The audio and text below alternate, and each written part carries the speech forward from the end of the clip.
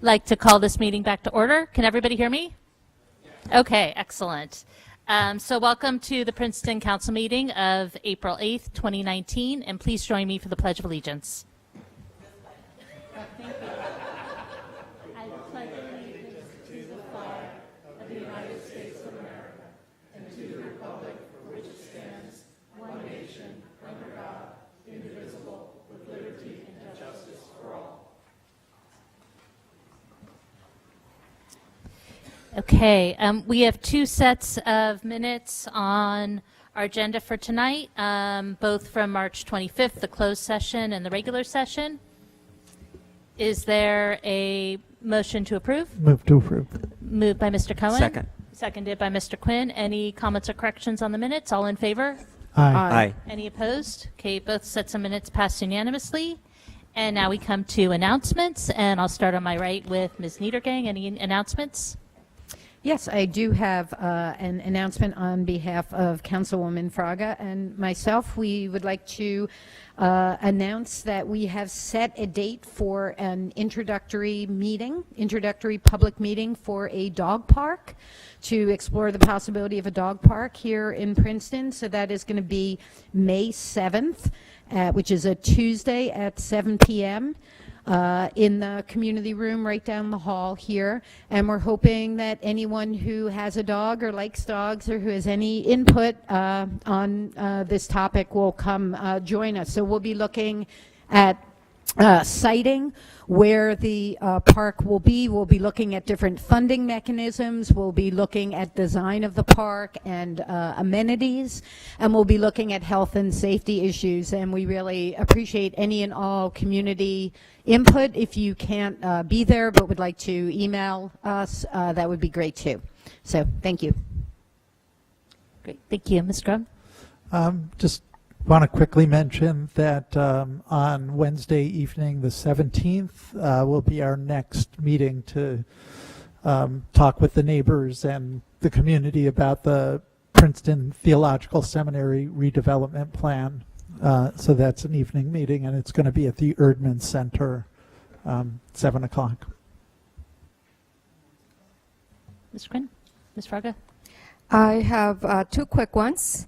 One from Human Services that wishes to remind everyone that the application process for the Summer Youth Employment Program is open, and it's ongoing. The final date to submit applications is May 3rd. And as has happened in the past, most students may wait for the last minute and then get disappointed when it's too late. Because we often get more applications than there are openings, we do urge them, if they're interested in participating in the process, to submit their applications now. I know in the past too that perhaps some students may be waiting until they get their working papers signed off by the schools, and I want to inform them that they don't need to wait for that they can actually submit their application now before the deadline and then submit their working papers later. And then the second one is to announce that we will soon start the recruitment process for the Youth Advisory Committee. This will be for the 2019-2020 school year. As of now, I know for a fact that we'll be recruiting 4 rising sophomores, but I am in contact with the current members to make sure that if any of them are not returning, then we may have other openings for the higher grades. Just one announcement on my side. Tomorrow, Tuesday, April 9th, from 7 p.m. to 9 p.m., the Princeton Alcohol and Drug Alliance will be hosting Hidden in Plain Sight. So essentially what will happen is Tim McMahon, who is an experienced DEA agent, will be there, and this is designed for parents. It will be to show parents how teens sometimes, unfortunately, hide illegal drugs, etc. So it's just a way to promote public safety and to fight things like the opioid crisis, etc. So again, that's Tuesday, April 9th, from 7 to 9 p.m. at John Witherspoon Middle School. Thank you. Thank you. I had a few announcements. The first one, and I don't know if Ms. Stockton wants to add to this, but there was an inspection of the Alexander Bridge earlier today, and there were found to be emergency structural problems with it. So unfortunately, Alexander is going to be closed for 10 days while they seek to put in some emergency supports there. So we ask for everybody's patience. The traffic is probably going to be challenging. The traffic then moves to Washington. So for the next 10 days, we just have to do our best with that. And we've been speaking to New Jersey Transit, and they're working on alternate bus routes for that. On this Thursday, April 11th, there's going to be a meeting for neighbors about the new fuel station that's going to be at 7 p.m. Is it 7 or 7:30? I think it's 7. 7 in the recreation conference room, so it's in the recreation building downstairs. On next Monday, a week from tonight, on April 15th, there will be a special meeting of council to talk about parking. That's going to be in Monument Hall, and that also starts at 7. And then on Monday, the 29th of April, there will be a special meeting about Princeton's food waste project. That will start at 7:30 here in this room. And I'll be holding my regular monthly Meet the Mayor open office hours at the Princeton Public Library on Friday, April 19th at 8:30, from 8:30 to 10 a.m. But the municipal offices will be closed that day, so that's Friday, April 19th. And finally, we're going to be holding, I believe this is the first of its kind, we're going to be holding a special information session for local businesses who are interested in doing business either with the town, the school district, or Princeton University. And that is going to be on May 1st from 8:30 to 10 a.m. at the Princeton Public Library. Again, aimed at local businesses who are interested in offering goods and services to the municipality, the school district, or Princeton University. Are there any staff announcements? Nope. Okay. Seeing none, then we will move on to the award of recognition, and I'd like to turn the microphone over to Ms. Krumler. So we're recognizing the Marquand Park Foundation, and I just wanted to make sure Bob Wells is here, because I didn't. Oh, there you are. You're behind. Okay. Okay. The Marquand Park Foundation, we owe a lot to them. Anyone who's been to the Marquand Park and how magical and beautiful it is might not realize that this organization has really caused the park to be the way it is. The Marquand family donated the park years ago, and the foundation soon afterwards, some volunteers came together to support the park, and they've been working ever since. They've been working with the municipality, and they not only do the physical hard labor every week cleaning up the park and working on it, but they also they donate their professional expertise and their artistic talent to materials and a beautiful website. And I just can't say enough. I think this group exemplifies the highest ideals of public service. I just can't, it really warms my heart, especially as I've learned a little more about what the foundation does. And so I'm really happy to present them with this award. And I'd like to invite Bob Wells up. Bob Wells.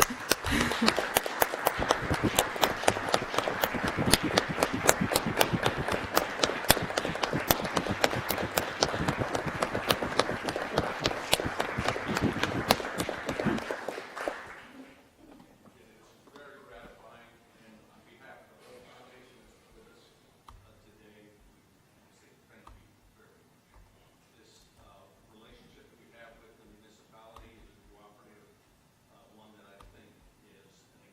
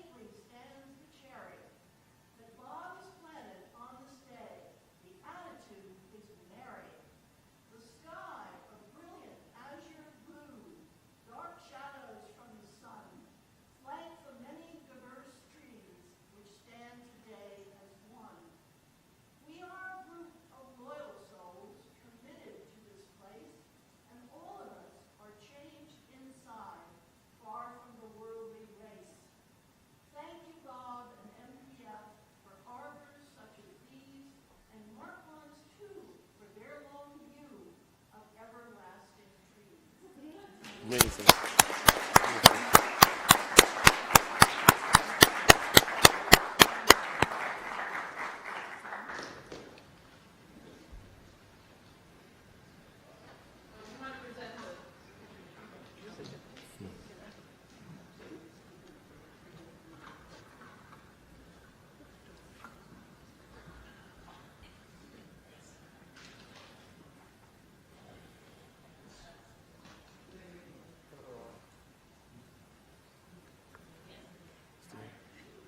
Oh, right there. Okay.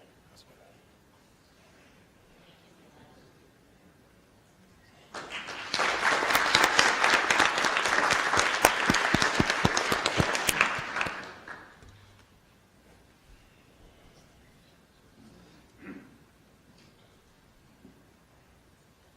Okay, next we come to public comment, and this is part of our agenda for anybody who has any comments for anything that's not already listed on the agenda. Is there anybody who wants to speak to an item that's not already on the agenda?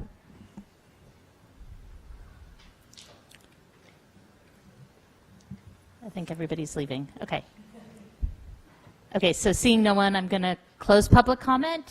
And we'll move on to the presentation for this evening. And before we get started, I know we've just gave a award out to the Marquand Park Foundation for the amazing volunteer work they do. But here in Princeton, we're blessed with so many volunteers, and we're so grateful to our volunteer firefighters.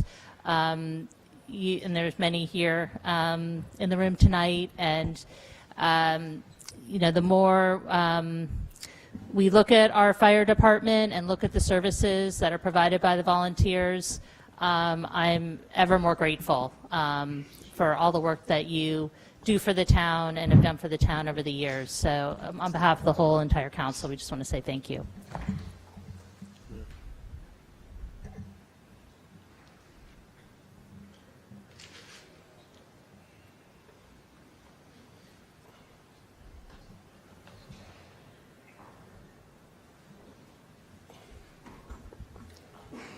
While we're waiting for them to put that together, I want to just, if you don't mind me starting, Mayor. First, I'd like to also thank our volunteers, Director Gregory, the University Associate Program for all of the hard work that they do every day, in particular for all of the work that's been put into putting together this presentation, but also putting together at least an initial plan for moving forward. And really seriously grappling with how we move forward and supporting our volunteers. One other thing that I want to talk about in the 2019 budget, which we will be looking at this evening, we have allocated $800,000 for the fire service to support the volunteers through per diems and full-time staff. When I'm asking the council for this evening, when we get to the budget portion, to the budget, I would like to keep that money in the budget for this year. Although what was being proposed may be less than $800,000, I would like to have the flexibility. And I think it's important to understand we need to have the flexibility as we move forward and try some different things to help support our volunteers as we move forward. So I'm going to ask council to keep the entire $800,000 in the budget. And at this time, I'll turn it over to Director Gregory to Thank you, Mark. Mr. Gregory, Sure. if I could, in the spirit of expressing our gratitude toward the members of our fire companies, if you could introduce the officers and the chiefs of the companies who participated in the committee process, and Sure. Ask them to I'd wave be their happy to hands do or that. stand up. Yep. So the members of the committee are here. It's our chief, Sal Baldino. Sal. Our deputy chief, T.R. Johnson. Our assistant chief, Devin Davis. Our captain, Mark Siddick.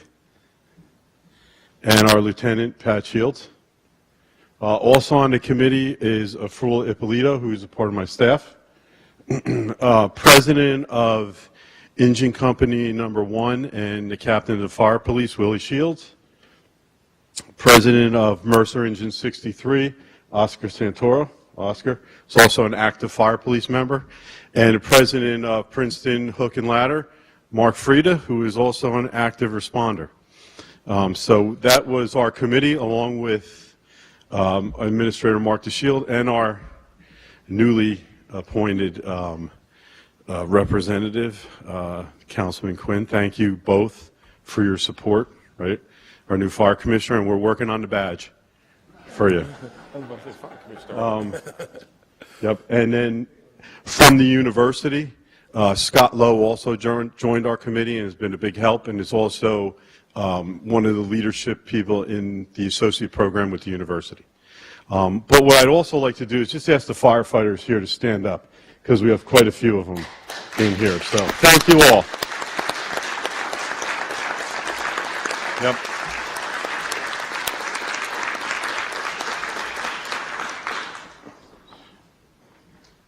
Okay, so you could go to the next slide, Mark.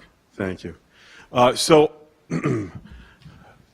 tonight, what we're going to do is we have a slide presentation, and we're going to talk a little bit about our mission, our goals, a little history, and then we're going to kind of summarize the Rogers Group report, and then we're going to go through recommendations, and then into the fire department plan, the plan actual committee worked on and put together that we will think help us move forward and overcome the hurdles that we face. So, of course, our mission is to encourage volunteerism and maintain a high level of volunteer members as we transition into possibly hiring career personnel and becoming a combination department. And as always, we want to deliver, right, consistent, reliable service to the community. So next are our goals, and as we go through the goals, through the slideshow, we'll hit these a little bit more in detail, but of course, provide adequate staffing, improve overall response time, improve membership through recruitment, right, and hire the necessary staff to fill the gaps in the volunteer ranks. So a little bit of history. So Princeton Fire Department, right, was started by a group of Princetonians back in 1788, which in normal Princeton fashion, right, basically had time and energy to do what most Princetonians do. And then, as you can see, as we went through the years, we had a great organization, but it wasn't without running into some roadblocks and some hurdles along the way. Back in the 1970s, we faced some of the same issues we face today, but it was Princeton progressive thinking, right, that helped us get through the hurdles and overcome the difficulties we faced. And we have a pretty interesting history, and what I would like to highlight is some of the thinking that helped us get through it in the 70s and 80s was, you know, allowing members of 18 years old to join. At the time, you couldn't join if you were 18. And of course, we took in the first woman, right, firefighter in 1975, and then our first woman officer in 1985. So we've continued that. Back in 2011, we went to one station response. So what that meant is we had 3 fire stations, and we moved all the apparatus and response equipment to across the street to Witherspoon Fire Station, which is now Station 60. We created a collaborative program with the university where we have 30-plus employees of the university that are members, and they bolster our response Monday through Friday during the daytime. We've done some things like 2-tone alerting, meaning we just had a duty tone and then we had an all-call tone, and the goal there was not to burn out firefighters if they didn't need to respond. We started duty shifts so that we would have people staying at the firehouse or on a duty to respond in the overnight. And just recently we went to a summertime per diem with our membership to cover the gaps that we had in the schedule.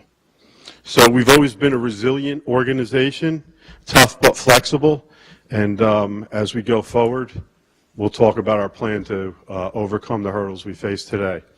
So what are the incidents we respond to? Here's a breakdown of the percentages of what we respond to. And I know there might be some questions, so I'm just going to answer them. So Service calls, that could be helping out our animal control officer. Special incident could be providing lighting for the police. Everybody's favorite one, overpressure, is a boiler, right, that may backfire. But what I'd like to focus on here before we move forward is the 49% of fire alarms. Now, if you read the report, it says false alarms. So some of them are false alarms. Sometimes the alarm does what it's supposed to do. So you understand what fire alarms do, right? They're detectors, smoke detectors. So if somebody burns dinner, detects smoke, the alarm did what it's supposed to do. Sometimes we had a business in town that had a detector in the path of a heating duct, so it was easy for fire prevention to have that detector moved because that's what generates a false alarm. So you could see what we respond to as the fire department.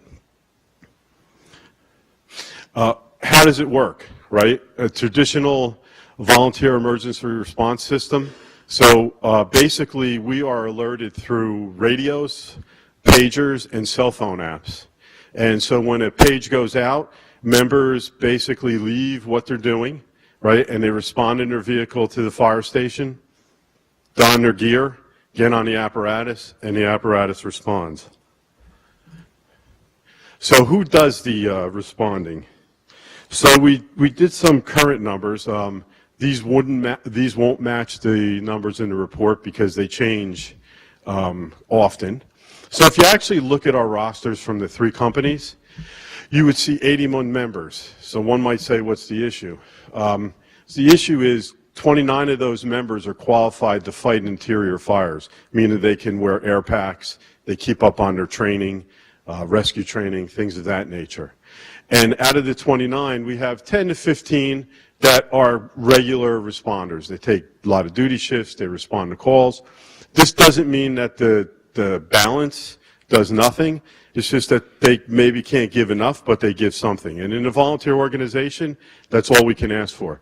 I'm thankful every day for the people we have and what they can give as volunteers because it makes a difference. Where we find that our problem, what the problems we face and the hurdles is 7 of our qualified regular responders live in Princeton. So a bulk of people that come from outside of Princeton. And as you can see with the last bullet point, pretty much what happens is the longer it takes to get to the station increases your response time. So moving forward, you know, we've looked to address that with some of the recommendations. There we go. All right. So what does the national standard say about response time?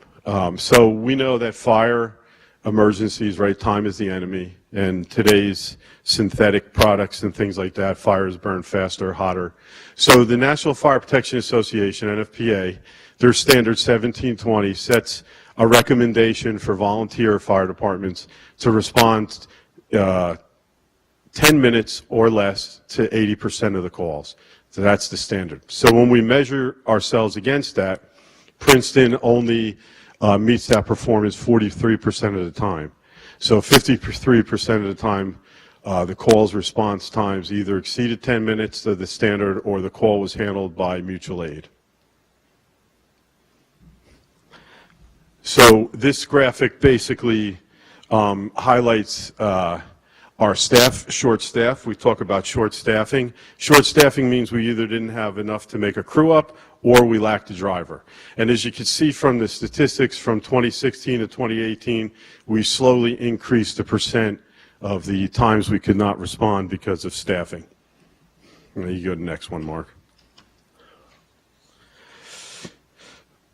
So basically what we just went through was what the Rogers report highlighted as far as our the hurdles we face for response time, and that we are short-staffed, you know, more than 8%, going to 15% of the time. I'm sorry to interrupt, but Yeah. I just wanted to ask a question. There was actually kind of a biggish jump between 17 and 18, and I'm wondering if you account for that by decline in volunteers, or was it the times that those fires occurred that made it more difficult to respond, or do you not have a real explanation? So two things. One is what you talked about and what the study showed is the decline in volunteers. And the other issue is we went to kind of the summertime per diem program because summers are difficult. You know, when you have a decreased amount of members and people go on vacation, they just go away for a weekend, you start to drop more calls. So your staff, you know, short staffing numbers go up. So in looking at those two issues, the staffing and response time, the Rogers Group came up with a number of recommendations. So what we did is we listed all 19 and we kind of put in green what we are already doing or what we have to do. So we'll go through these and I'll touch base, and when I get through them, if you have questions about any of them, you can ask. But we've already purchased software that will kind of allow, it's more of a user-friendly, operator-friendly software, and it will definitely help us to analyze and get better data for our response time. So recommendation 2 had to do with commercial and occupancies, residential occupancies. So we agree that this is good, and the Fire Marshal's Office already does collect data on these types of properties and puts it into our current system, and that'll be transferred over to the newer system. And automatic aid agreements are already in place. We have some in place. We're looking at other avenues. The chiefs are looking at other avenues, and we review that annually. With respect to 4 and 5, basically when we get to our fire department plan, we'll address these two in more detail. So mutual aid agreements, we agree, and they're actually completed and reviewed on an annual basis. And establishing automatic aid, we do have some automatic aid in place already. One example is the university, where Princeton is dispatched along with Station 66, Princeton Plasma Physics Lab. And after assessing our training, we felt pretty strong that we met the standards that the study recommended and that the agency should develop pre-fire planning. Again, the Fire Marshal's Office collects a lot of this data, but that new software system will allow our officers and fire department members to actually have easier access to it, and then they can actually use it if they want to set up response plans for properties and buildings. Number 10, mentoring program. We agree and we need to implement that. We don't have one right now. We do not have an exit interview program, so we agree with that, and we'll be looking to implement one. And at this time, the 1-week youth fire academy we feel is not feasible. And we do have a big part in the Princeton Youth Police Academy, so we get a fair number of young people that come through that program. Number 13, social media. Access Princeton has been a great help, and we have some of our volunteers working with them to improve that. And one of the things we do have for 14, we do have a awards banquet, but we'll be coming to the mayor and council and, you know, looking to come to a meeting to recognize some of our achievements. And 15, so grants, we agree, and we'll be working on getting those grants together as we go forward. And we have engaged a recruiter, and we'll talk more about that in our plan. So basically, we agree that immediate steps to improve response time, and we are talk more in our plan about that, as well as shifts. So 17, 18 will be, as we get to the end, we'll talk about that in the fire department plan. And again, grant funding, we are in progress working on making sure we can apply for what we can. So looking at the Rogers Group recommendations, the committee got together and we formulated a plan. The first part of our plan is recruiting.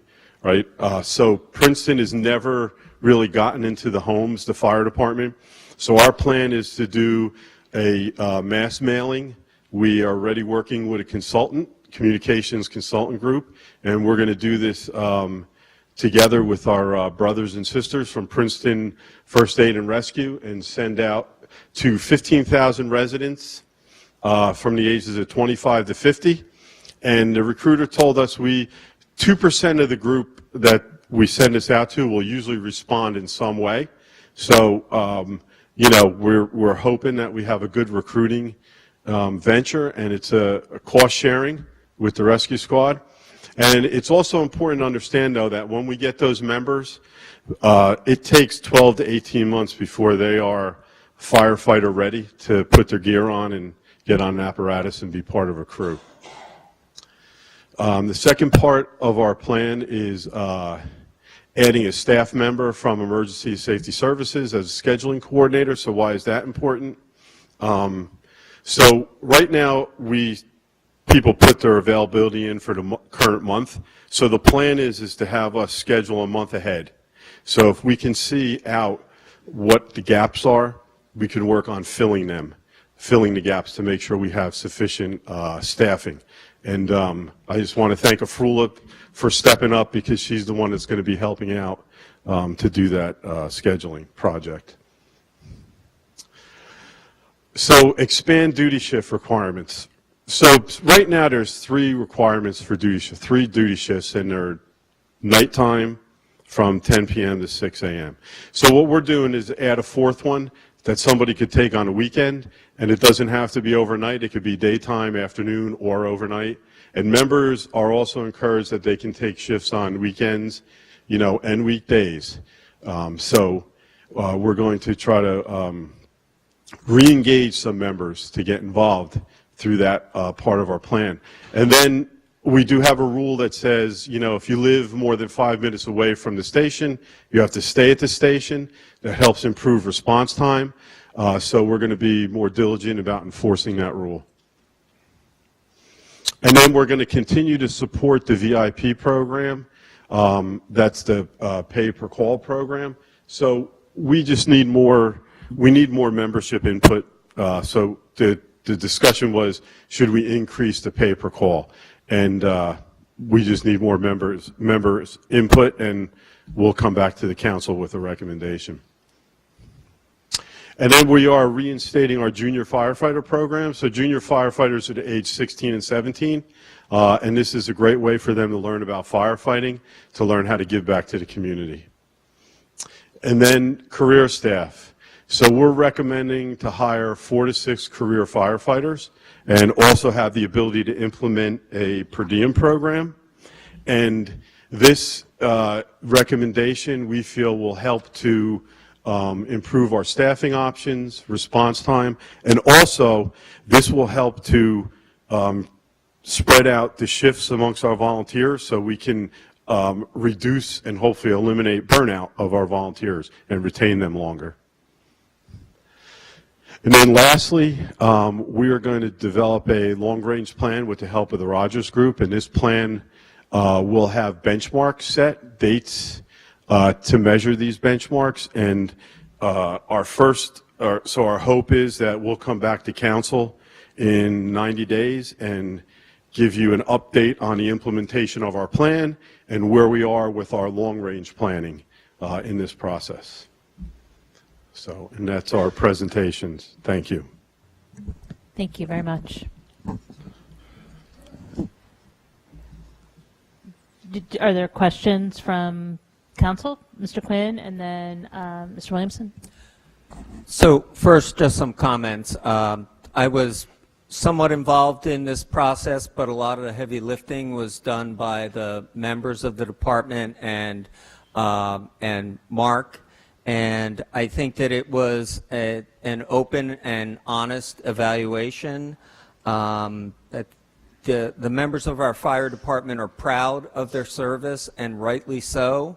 And they are motivated by service to the community. Many of them come from families that have served. Multi-generational firefighting is a tradition in Princeton, and their primary concern is the safety of the community.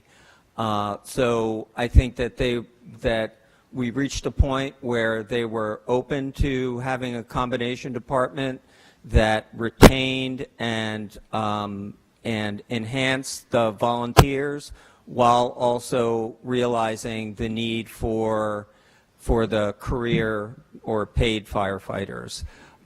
In going through the report again, and I saw a draft and then read through again, my recommendation on 4 to 6 is to start with 6 instead of start with 4.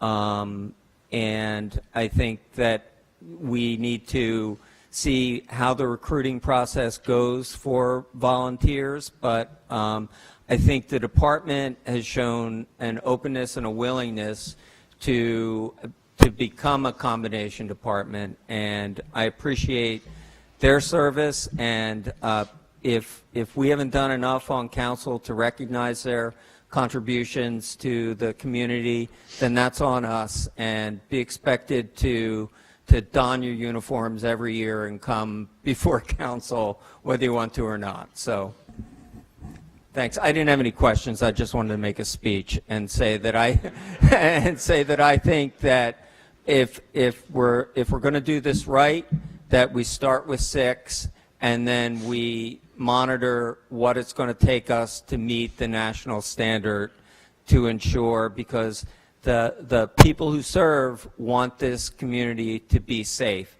That's their overriding motivation, and this is sort of basic blocking and tackling for this council. Thank you.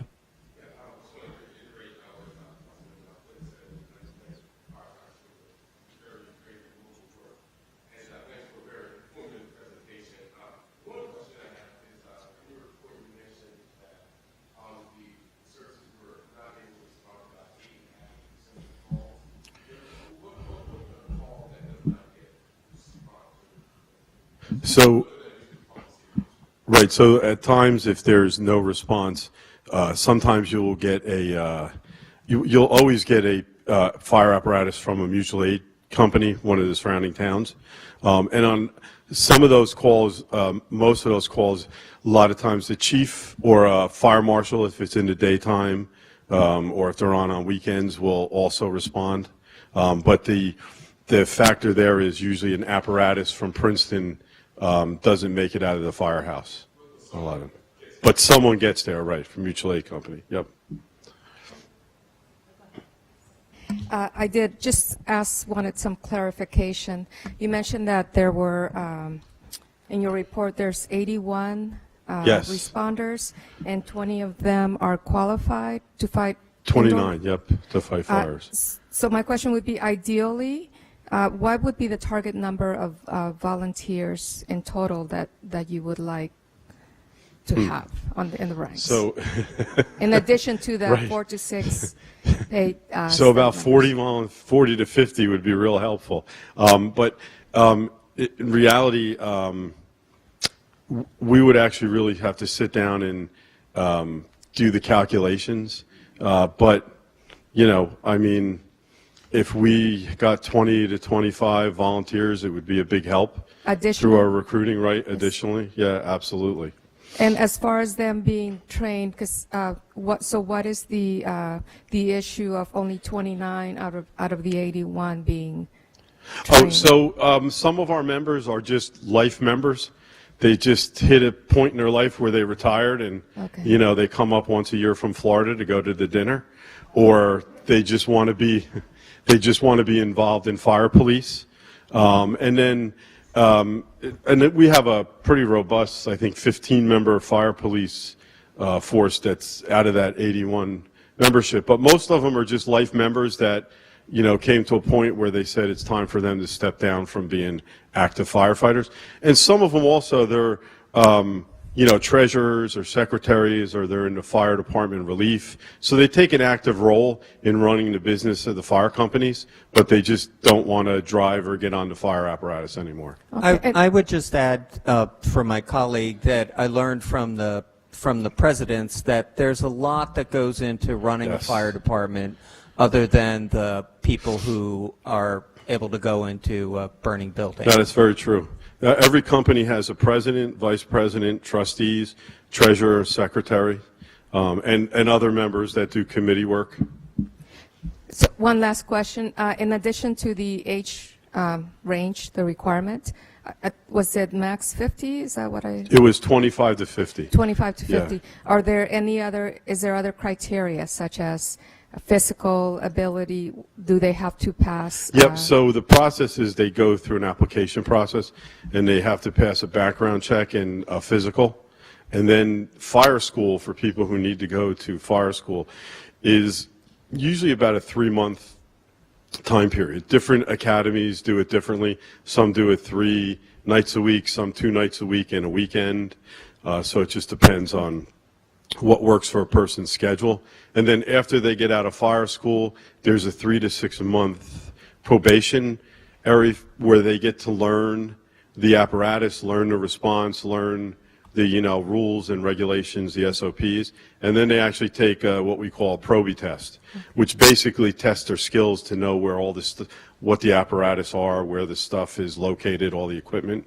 And once they pass that, they get their shield and they're an active member. Okay. And I know I said that was the last question, but I actually have just a follow-up. Do you actively recruit for firefighters or responders that may speak other languages? Yeah, we're open to anybody. Anybody who wants to be involved in firefighting is welcome. Okay, thank you. I have a couple questions. Do you expect some of our volunteers to become the paid officers? Well, I think that depending on the criteria that we come up with for the process, that we probably will have some of our volunteers apply for the positions. So that is a possibility.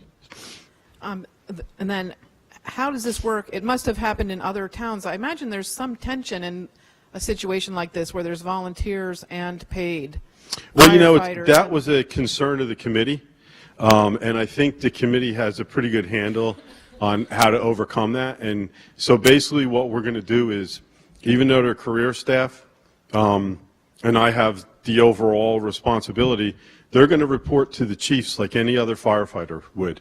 They're going to have their job requirements, and when there's a fire call, they'll fall right in the line, chain of command like anybody else would. Thanks. And then the last is, did you consider hiring a consultant to cut down on fire alarms? I mean, I'm kind of serious. Like, how much of an effort? Obviously, I know this is an intractable problem, and I'm assuming that there is no quick answer anywhere, but it just seems like a big effort should be made. Right. And one of the things with the new software that's going to help us is to be able to better break down that like 49% to say, hey, how many of these calls were food on the stove, somebody cooking? How many were actually like a fire alarm system problem? To better answer your question, that helps the fire official and his staff better kind of enforce the fire code to then, target those businesses or buildings that are having issues with their fire alarm. Yeah, I hope that our fee and sign-up service has helped. Have you seen it? Since we started enforcing our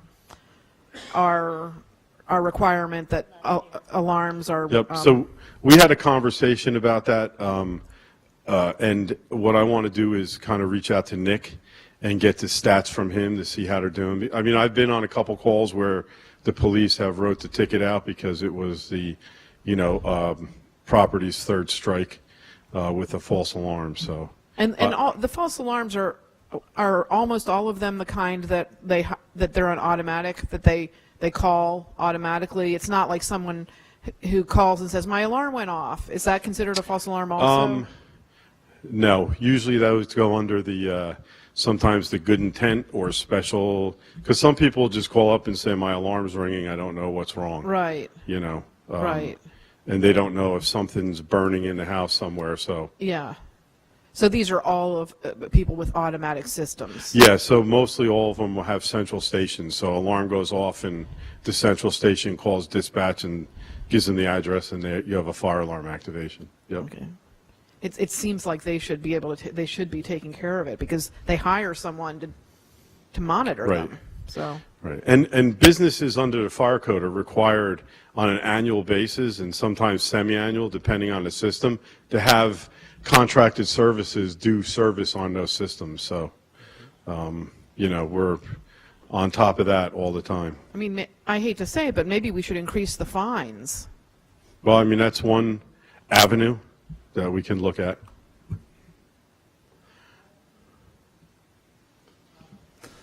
Just a real quick question. If we were to take Mr. Quinn's advice and hire 6 professionals immediately, does that fit within the budget that you had put together for this year?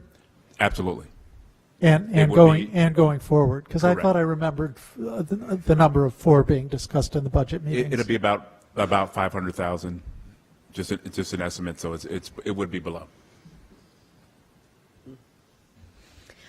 Thank you very much for this presentation. I really learned a lot from reading this and also from reading the Rogers report. So one thing I know that all of the firefighters in the room know this, but one thing I just wanted to stress for the benefit of the audience is how much the change in the built environment has affected firefighting and how much more quickly the materials that we're using today burn and how much less leeway our responders have. So their task, aside from the numbers, their task has become so much more difficult because of these changes. And I, for one, had no understanding of this. So just wanted to commend you all for operating under difficult circumstances and to, you know, let people in the audience know that it's not just a matter of you know, a declining volunteer base, that there are also changes in the built environment that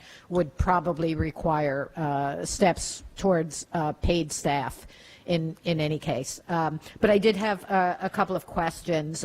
One of the things the Rogers report recommended that I didn't see in your report was the idea of low cost or free housing in exchange for people being volunteer firefighters, maybe at some of our fire stations that are not currently being used. And I wonder if that was something you looked into and what your conclusions on that were. Yep, absolutely. The committee felt very strongly that we should look into that. And I know we're doing some work on that with the different properties that, you know, the town has possession of. So, I mean, we're open to working with the council and coming up with ideas to do that. That would actually be a great option. Okay. If I may, I know that's one option that I've been working with our municipal attorneys because there are some legal constraints that there may be, so we're working through that process to see how the feasibility of actually doing something like that. So it's something we're definitely investigating. Okay. And then the second question I had is really kind of a follow-up to what Councilwoman Fraga asked. I know you said that you were open to people of all language backgrounds, but are you will you be preparing recruiting materials in other languages, Spanish, but possibly Mandarin, or I'm just wondering where you are on that. So we had one meeting with the consultant, and pretty much what it was to do is put together the format, like pictures and how it was going to look. And we did discuss that option, and we're going to look to their leadership because they did the, I guess, the surveying of the different community members. And we've told them already that, you know, we have many different populations, and if they fall into what they surveyed, we need to talk about that option of, you know, doing possibly 1 or 2 language to get the word out. Yep. Great. Thank you. Great. Thank you. So I also want to thank you for the work on this report and the Rogers Group also. And I think it hopefully goes without saying is that, you know, obviously fire protection is one of the most important things we do as the municipality. So we want to make sure that the fire department has all the resources it needs, but the volunteers have the resources, and that, you know, I think at this point includes paid staff, and we want to make sure that there's enough people there so that you all can do your jobs in protecting the community. I remember, I think it was probably about 10 years ago, we had a presentation where At that point, it was indicated that this day would probably be coming where we'd be moving to a combo department. And I don't know if she's watching, but I do want to thank Mildred Trotman, former borough mayor, who worked with the university to set up the associates program. And I know people have mentioned that, but for people who don't know about it, Princeton University has a program that provides a lot of the volunteer fire coverage during the day. They send their staff to fire training, and it's a really great program and has benefited the community, and it seems like there's great integration there. So it's obviously a really important component of this that we're glad the university is supporting and is continuing to support. My question, and I also wanted to say that I think this is probably going to be a continuing conversation too. And again, I just want to reiterate that we all really care about this, and so we want to make sure that our communication lines are really strong, and if any point during this transition you need things from council or there are issues, we want to know about it so we can make sure the resources are there. I think it would be helpful for you to come back, and we set out some times for you to come back, whether that's 3 months, 6 months, maybe both 3 months and 6 months, just so we can see how it's going and if we're making progress at bringing down those response times, and whether we need to rejigger the schedules or anything else. But I think it'd be useful for council and I think for the community also to have that check-in. So I don't know if at what point you think you're going to have enough data, you'll have time to hire people, bring them on, think that you'll start to have an impact, and we'll be ready to bring back to council. But I think it'd be useful tonight to set up those reporting back times. Yeah, so the goal will be to come back and give you an update on our plan that we talked about tonight, and the hiring process, and then from there the long-range plan will absolutely put those benchmarks in 30. With 30 days, 60 days, 90 days, looking at response times, crew size, the scheduling piece, how we're doing. So I absolutely agree, and that will be part of the plan.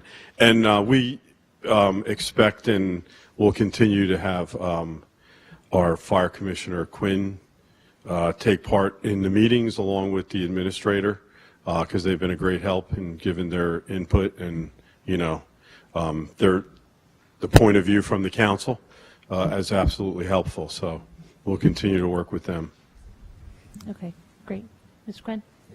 One thing that wasn't presented in the report or talked about up here on the dais is that we are surrounded by combination departments, correct? So this is not a Princeton issue. This is a nationwide issue of declining volunteerism, and so I think, and I had one question that could you explain for my colleagues the difference between automatic aid and mutual aid? Those are referenced in the report, and I don't want my colleagues to think that those are interchangeable terms. So it's a good question.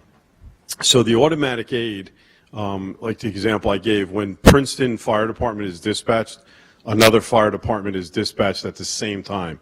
So, for example, when we go to the university, when they push the button to send Princeton Fire Department, they also push the button to send Princeton Plasma Physics Lab. So that's automatic aid. The mutual aid piece is when we have a fire, right, so we get a call for a dwelling fire, and the chiefs get to the house and they see that it's, the fire's progressed, it's maybe showing out the windows or out the roof, they'll call for a first or a second alarm, and that brings in mutual aid. So that brings in, more pumpers from other surrounding communities, more ladder trucks, and, and then even EMS is involved with that. They bring in additional EMS units if they need to as well. So that's the mutual aid piece. So automatic, it's as we're dispatched, another fire department's dispatch, and mutual aid, the chiefs actually have to call for it. They have all different box plans for all different kind of responses. Great.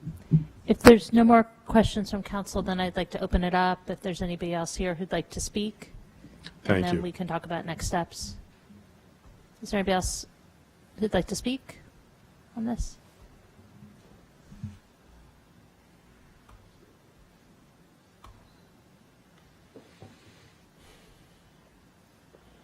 Kate Warren, Jefferson Road.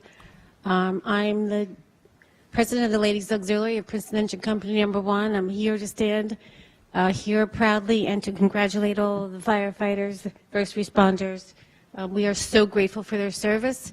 We support their efforts in this plan and look forward to working well with everyone. Yay. Thank you.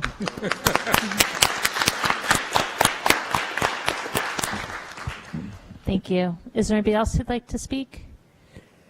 Okay.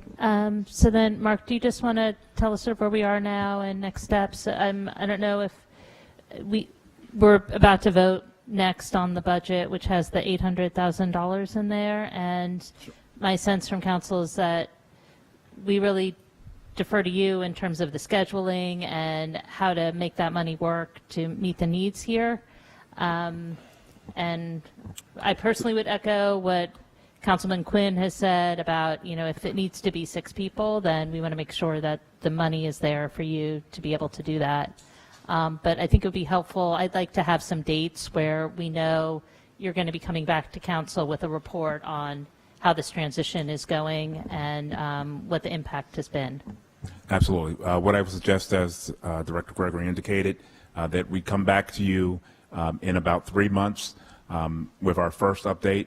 A lot of that will be filling out some of the details of the actual plan. We'll be beginning the process for the long-term plan, so we'll be able to provide you that information, plus some beginning the process of some type of where we are in terms of our response time, and then come back to you in 6 months from that point with additional information, and maybe we could be either at a 6-month interval to just coming back to council with reports to council. As far as the budget this evening, all council would need to do would be to authorize the budget at this time. And again, I will be reporting back to council in terms of what the costs are, how much we'll be expending out of this budget as we go along through the process. Okay, great. Thank you very much. But Mark, do you want direction from council about the 4 to 6?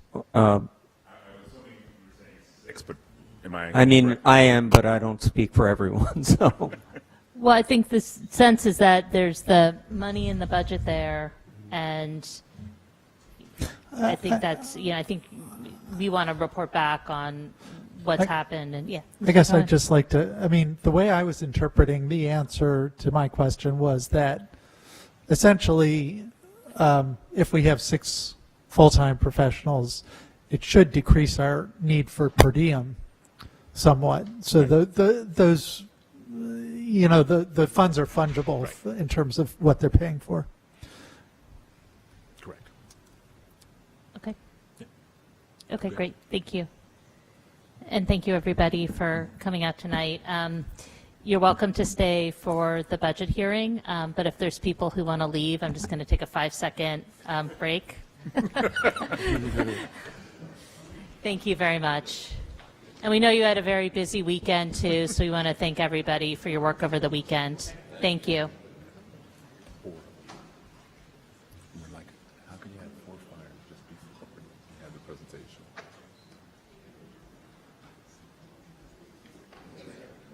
Yes, you're all set.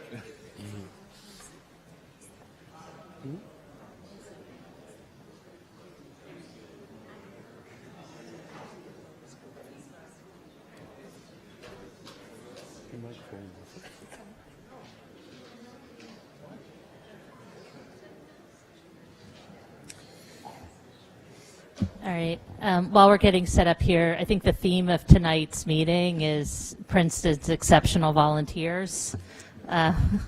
So we have Scott Sillers, who's the chair of the Citizens Finance Advisory Committee. When he makes these presentations, a lot of people feel like he's a member of the staff, but we're extremely fortunate to have his volunteer services help us with the budget. Just tell me when we're ready. Are we set? Okay, And thank you. it's Volunteer Appreciation Week. Oh, it is? So Okay, we great. appreciate you. I'm going to go do an abbreviated version of this because we've been through the budget, a lot of the budget with Mark. And heard a lot. Sorry, is that better? There you go. I'm going to do an abbreviated version of this because there's a lot on the agenda, and we've all been through this a number of times, and Mark has done a great job in explaining the budget, what's going on this year. And all I want to do is focus on what the CFAC kind of contributes to the process, which is we look at what happens with our budget from a point of view of some financial policies. There are 3 or 4 policies depending on how you look at it. The first one is just a budget timetable where we're trying to instill a sense that there's a timetable this stuff is supposed to be done by so that we can get we can be prepared to accommodate whatever needs to be accommodated for the year before the year gets too far down the road.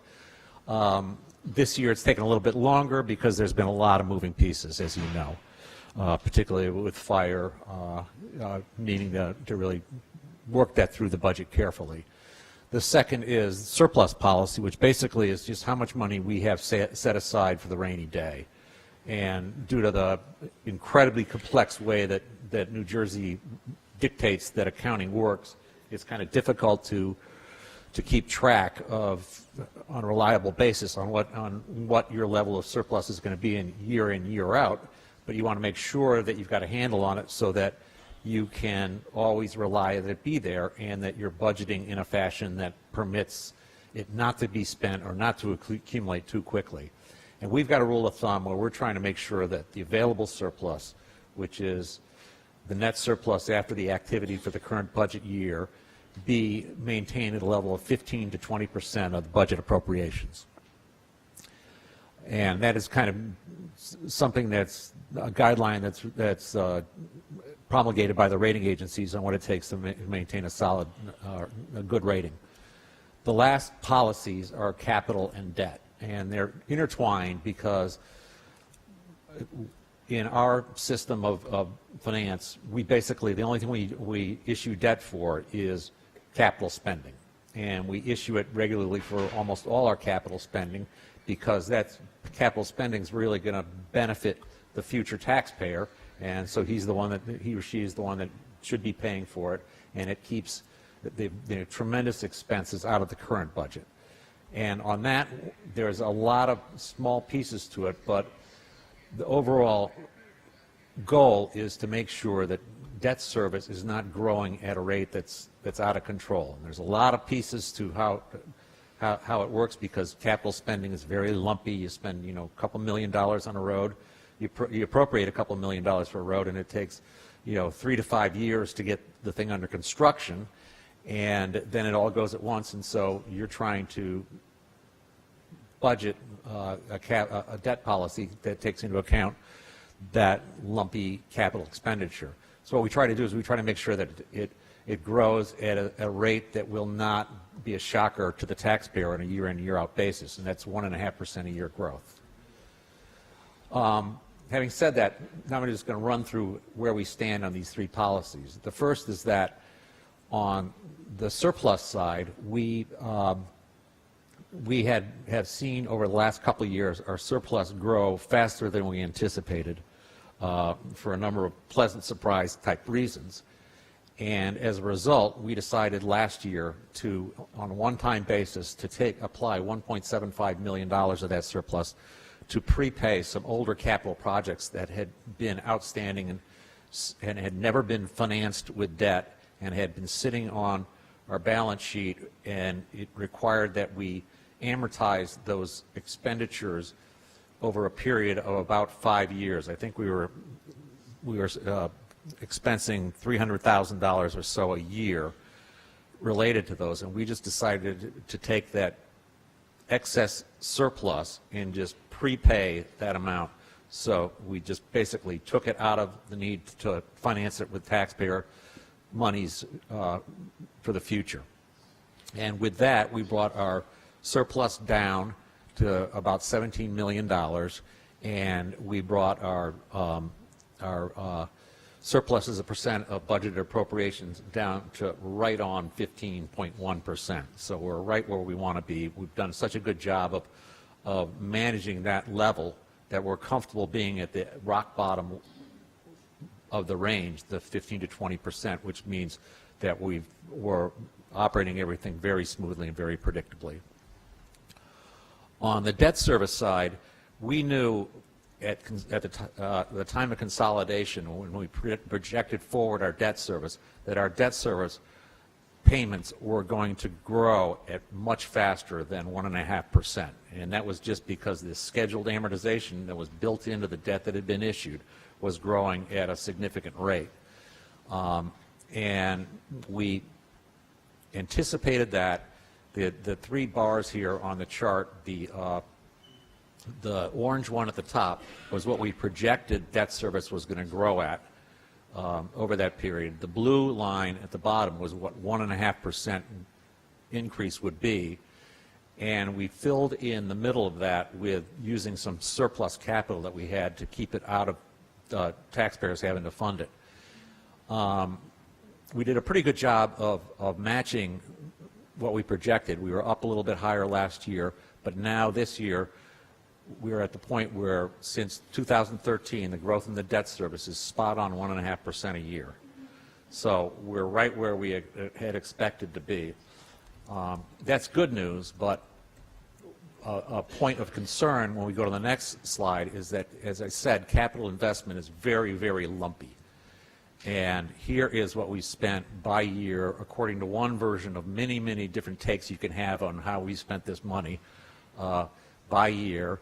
We've spent anywhere from the first year after consolidation under $4 million to 2016 we spent over $14 million on capital, and the average has been about a little bit under $8 million. We had been premising all of our forecasting on spending well in excess of $9 million a year. If we are happy that we're at this 1.5% growth rate, and you see that the gray line's going down, if next year it goes down further and we think we've got a windfall, we might not if we're going to be spending greater capital later. It's just going to jump back up. So we've got to be careful to know what's going on in our capital spending in the next couple of years, and that's one of the things the CFAC is going to look at this year is where we think we are on capital spending in the future, making sure that we're spending adequate levels on our roads and infrastructure to finance the operations going forward, and paying for it on a sustainable level basis going forward. That's it on the big picture. As far as how, when we take the budget that's been proposed and throw it through our model of surplus, how things get spent, this is basically just a comparison of last year's budget and this year's budget side by side. It looks like spending is going down. Spending and revenues are both going down by $1 million, but that's because we took that $1.75 million one-time expense last year. In reality, they're going up by about $1 million, and most of that is, in fact, all of it is in salaries and wages due to the fire, police, and the building maintenance. There's some savings coming out in other expenses that are offsetting that. Some of those are one-time. Health care costs are going down this year by $500,000. Debt service is down by $500,000. Hopefully that's not going to repeat itself. And on the revenue side, the amount needed to raise from taxes is up $680,000, and that is more than enough. That pays not only for what's going on the appropriation side, but it's also funding some shortfalls in other revenues. As has been the case for years now, we need to raise enough money not only to pay for an increase in appropriations, but also a decline in other revenues that have gone on. We just have not been able to generate other sources of revenue reliably from any place other than the university's payment, which goes up by $100,000 or so a year. And this year we finally got a little bit more money out of the parking utility, $100,000, because we finally increase the parking rates after 10 years of talking about it. So overall, I think we're on a good path. I think the budget is very sound, and we'll be able to accommodate anything we decide to do on the fire side. And that's it. I'll be happy to take any questions. Thanks, Scott. Mr. Khan? So my turn to make a little speech. It's not so much a question, but I just want to follow up a little bit on the discussion about the fact that we're spending less on capital expenses than maybe what our target would be, and the fact that I guess is related to the declining debt service, or are those two are related, correct? If we're doing less capital investment, then we have less new debt to have debt service on. That's right, but Yeah. you know, the capital spending that we've done in the last 2 years is not even reflected in the debt service yet. Okay. It takes a couple of years for it to get reflected in debt service, and it takes over a period of a number of years for each annual expenditures to slowly build up into a representative number. So the concern that some of us have is that, one of the possible reasons that we're not investing quite as much on capital is that projects have just gotten more complex to plan. So many of our infrastructure projects are road projects, and with complete streets requirements and community input slowing things down, it's hard to keep up on a planning basis with the road work that needs to be done to not fall behind and really have a problem with decaying infrastructure like we have nationally. And so I just want to put that out there, both for the public and members of council who may be a little less focused on it, that the solution may be that we need a little bit more in operating expenses in terms of engineering staff, or maybe need to outsource some of the engineering to help us keep those projects up to speed and keep our infrastructure improvements up to speed as well. I would just respond to that, which I totally agree, and I think it's something for the Public Works Committee to take a look at. I mean, I know when we do road projects, there's generally like two types of road projects. There's the ones where you're totally reconstructing the road, and then there's just the repaving. And I think it would be helpful to do an analysis of, how often a road needs to go through one or the other of those. And certainly with the repaving, that's something that I think can be ramped up if we decide we want to do that, because so much of it is outsourced anyway. And it Just to doesn't pick take an as- example, I mean, was Valley Road a real reconstruction, or was it a repaving that got slowed down because of concerns about how to repave it? I'll ask Deanna to respond to that. Sorry about that. Valley Road, in terms of pavement, was probably more of a repaving, but at the same time, we worked on the sanitary sewers and the storm sewers. So if you look at infrastructure-wise, it was a reconstruction. Where last year we had a road project where we resurfaced parts of Moore Street, Witherspoon Street, Great Road, Elm Road. That was solely just a resurfacing because we did not touch curb, sidewalk, storm sewer, sanitary sewer. And I remember we had a discussion earlier, I don't know, several years ago, about the sidewalk maintenance also, and are we keeping up with that? So anyway, I would ask Public Works. I think this is a good opportunity to take a look at that, and given we know how many miles of road we have and how many miles of sidewalk we have, and are we, if you break it down of how often stuff should come up for refreshing, if we're meeting that or not. I don't know if we necessarily then have the money to do it, but I think it's important to have the conversation and know if we're kicking the can down the road for somebody else to have the problem. And I guess just one, and this really is a question, but if we were to decide to outsource some of the engineering so that it was directly associated with a given road project, would that be billable to capital because it was part of the project, or would that have to fall under operating expenses and, you know, like a consultant that we would hire for some other purpose? Consultant services would fall under, can be capitalized. If it's personnel, we have a policy of not capitalizing personnel costs, but if it's a consultant, we do capitalize that.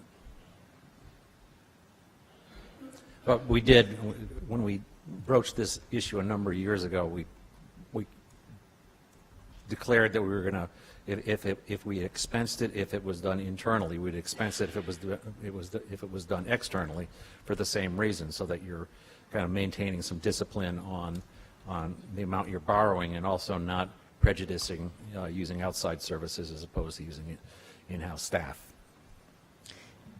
The other thing we've spoken about is if you look at the entire road network as one network, then you can say you're going to be, instead of capitalizing every road project, it becomes part of your just operating budget, that you're going to have a certain percent of it that you do every year. So instead of borrowing that money, that if you're spending, say, $3 million a year on roads or whatever it is, you have it just in your operating costs. You're not paying the interest on it.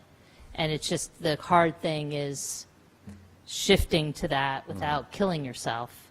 But maybe if our capital expenses are low, it's a time to start doing that instead of loading it up on the capital side. You know, maybe we do more of those cash capital projects so that we're not incurring the debt. Just another, I mean, I don't know, there's a lot of factors here. Yeah, I think that if debt service started to fall dramatically, I think that the recommendation, first recommendation would be to start using that supposed saving, that phantom savings, to start investing directly in capital projects and just have it for future benefit in debt service savings. Well, and that has been our official goal overall, to work toward that, but it's just so hard, and this is a good opportunity. Thanks. You mentioned in your report that there was a decline in revenue, and I was just wondering if you could give some examples of what is causing that loss? The big one was court fees. Oh. Court fees have been dropping steadily for years. Okay. Well, The main one? if you don't, in terms of the court fees, what we saw particularly last year with the implementation of the new meters, there was a significant, very significant drop in municipal court fees. We've also seen a lot of fluctuation over the last couple of years with the municipal court fees also. But in terms of really the revenues that have been mostly dropping, we had a lot of revenues that are particularly what we call our special items of revenue. Those included items like some debt service money. We had extra for debt service. I'm trying to think of what the other capital surplus. There were a number of items we had in our budget that we could use that had limited life. And that's what we're really dealing with now, where we had revenue, but there weren't reoccurring revenues that we were using in the budget for a number of years. Those are coming to the end of their lives, and we have to deal with that loss. Just a general question. First of all, thanks, Scott, and the rest of CFAC for the wonderful volunteer work you do to help keep us fiscally sound. My question is, in the presentation you mentioned part of surplus that's available versus unavailable. I presume part of that unavailable part is what we just want to keep because it keeps our debt rating high when we meet that certain percentage, right? And so the follow-up question to that would be, is there anything else that would make surplus unavailable? No, you actually have it a little bit backwards. If you just look at the chart that's up there, look at 2019, the beginning surplus down at the bottom, the last column on 2019, the last numerical row on 2019, $17,265,000. That's the beginning surplus, and from that, we then will appropriate as a revenue item into our budget the top line, the $7,600,000, and that becomes the unavailable surplus. The net is the difference between the two, the $9.3 million, whatever it is, $9 million roughly, which is the available surplus. That's basically, according to this draconian version of accounting, that's what's left in the bank after you've spent all your money for the course of the year. We know that by virtue of the way that our budget works, that over the course of the year, that $7.6 million that we drew down out of surplus, we will generate from other sources that we're not allowed to budget for under state regulations. There'll be items of revenue that we're not allowed to include in the budget, and we will the level of collections on taxes we do will be higher than the conservative level that we use, and we will spend less in virtually every single spending category over the course of the year, and that will regenerate the $7.6 million. So that's the long explanation for it. The reason why you have to budget that conservatively is because you're not allowed to spend money in any line item that you haven't appropriated at the beginning of the year. So you have to make sure that you've estimated conservatively all your spending up through basically November of the year. Otherwise, that next dime that you spent that you didn't appropriate, you can't spend. And fire is a perfect example. Fire department's a perfect example. You know, if we didn't, that's why we are budgeting it so conservatively. So no matter which route you all decide to take as far as staffing goes, we will know that there is sufficient money within the budget, within this method of accounting to accommodate that. And then whatever is not spent over the course of that year, it will revert back to surplus at the end of the year. Thanks. I just want to bring up what I brought up earlier in the fire. This isn't really a question either. It's just what I brought up early in the fire discussion is, given that we saw so starkly how much I mean, we didn't see exactly how much it cost, but obviously false alarms are costing us a lot of money. I think we should look at the the structure and the fines involved, because maybe they're not, they're not enough. Yeah, I think that's probably a discussion for another day, but I think it is what I'm saying. I will mention to the chief that there's a lot of interest in finding out how effective this has been, and if there's been a drop-off in the follow-up alarm calls. I'm a little reluctant. I think what happens if you make the fine so exorbitant, then you can have people might be reluctant to give out a ticket. So I think we just want to be careful. But anyway. Let me add something to that, too. We saw the Ferguson report where you never want to make fines really a revenue source, right? So, I mean, I understand there's a legitimate side of it, of course, for deterrence and sufficient sanction for those who violate, et cetera. But at the same time, you don't want to look at it as a, when there's a drop-off, you don't want to look at it as, oh, that's bad that we don't get as much money in municipal funds. Well, right. Yeah. I mean, I want to be clear. I was not thinking that it was bad that we were getting lower court fees. That's actually good. But I was thinking that the fines. The other thing is that the people who are causing the false alarms all have more capacity. I mean, they have a commercial business and they're paying right now. They're paying a lot of presumably for their smoke alarm system. So I feel like those people aren't the most vulnerable people to, that we would be causing as much of a hardship, by raising the fines as we might, for some other kinds of infractions. Right. Thanks, but also just to clarify, you're not so much looking for more income as you're looking for less expense. Like if there are fewer false alarms, then our costs for maintaining the fire department go down. So I think I didn't want that to get lost. So yeah.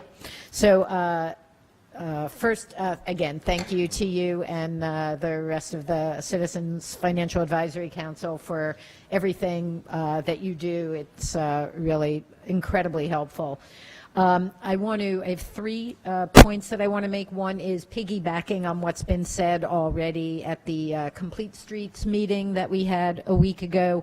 There was some information from engineering about how we're not keeping up as much, with maintaining our roads. And obviously, as we've seen by the Alexander Road closing, that not maintaining our infrastructure is, not a good policy to embark on. So that's something I definitely want to pursue going forward, which ties into another point that I want to make, which is I'd love to look, going forward at ways of saving money. Like what can we do? What services might we be providing that we could cut back on or do without? Something that occurs to me, and you can just shoot me now, would be leaf and brush collection on some of the larger properties around town. I mean, it's not only ecologically and environmentally, very bad for people who could, just rake their leaves or throw their brush in the woods, but the expense of picking that up. So that's something I'd love to look into, and I'd love to have, council really focused on that in the coming year, and maybe we can have a meeting where we talk about different ways of being more economical, or services that at least we can cost out, and then the citizenry can understand what does it really cost for this service, and is this something that we want to continue doing. So that's kind of something for the future. And then I have one smaller question, which is, it looks to me like our debt service is about 15%, and is that, you haven't commented on that, I think directly, is that a number you feel comfortable with? Is that where you'd want to keep it, in terms of 15% roughly of our municipal budget of 64 million or so? I'm fine with it. It seems to Okay. represent what it costs to the capital side of running this town, at least for the time being.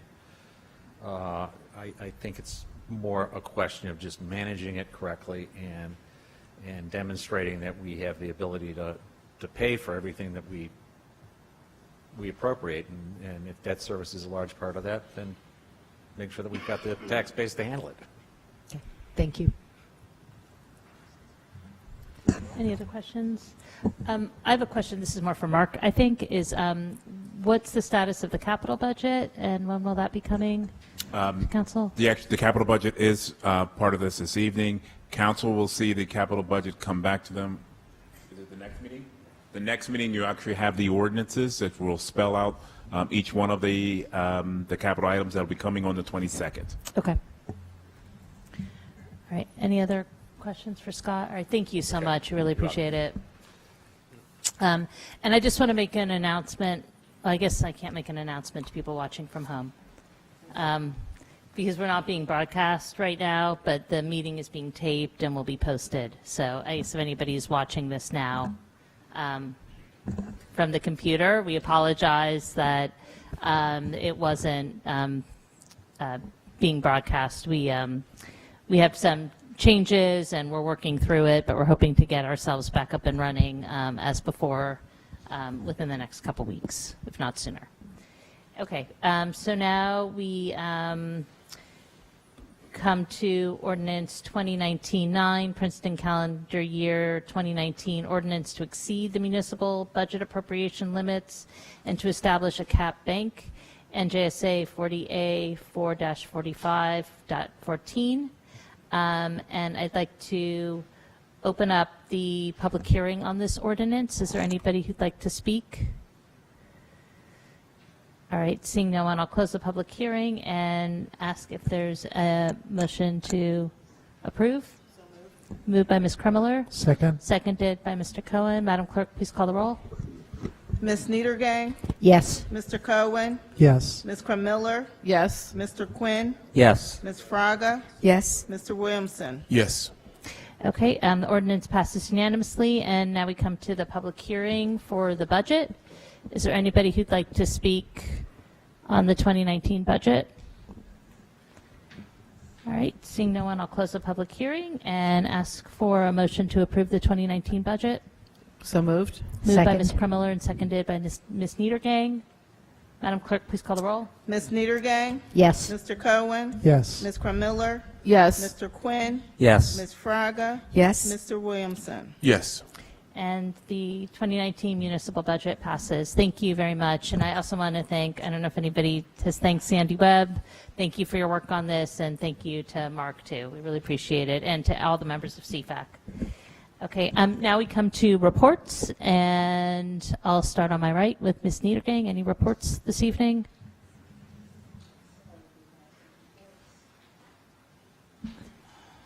Thank you. And where are they? Here they are. Okay, I want to, on behalf of the Princeton Environmental Committee, I wanted to just give a report on the stream cleanup that happened this past Saturday.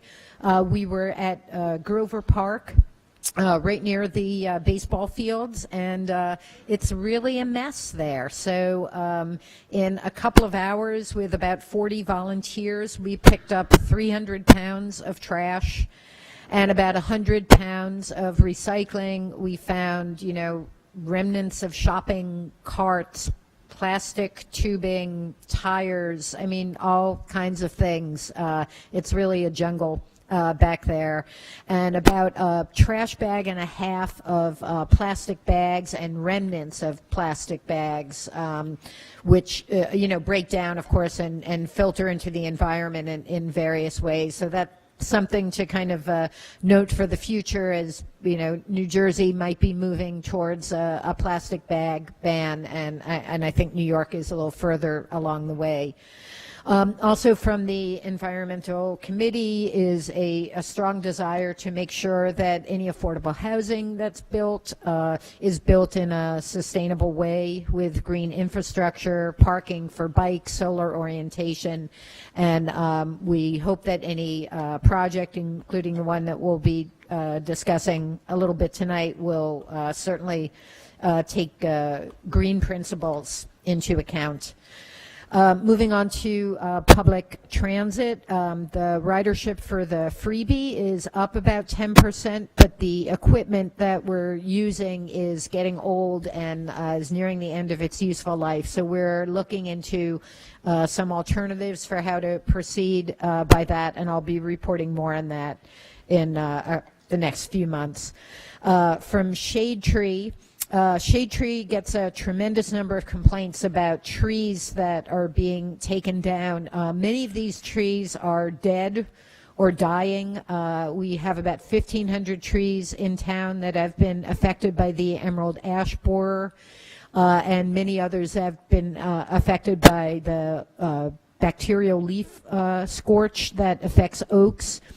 So not every tree that people see taken down is being taken down, is a healthy tree, although it can look that way. So it's very hard under these circumstances for planting efforts to keep up with these really two deadly invasions. But the Shade Tree Committee and our arborist is really working very hard on this, and they're going to try to do a better job of communicating with the public so that people know what's going on in terms of tree replacement policies and with these two particular pests. And on the positive side, the Vegetation Management Act, which came up a number of months ago, which would have allowed utilities to do a tremendous amount of clear cutting around utility lines, and not just electric utilities, but cable companies.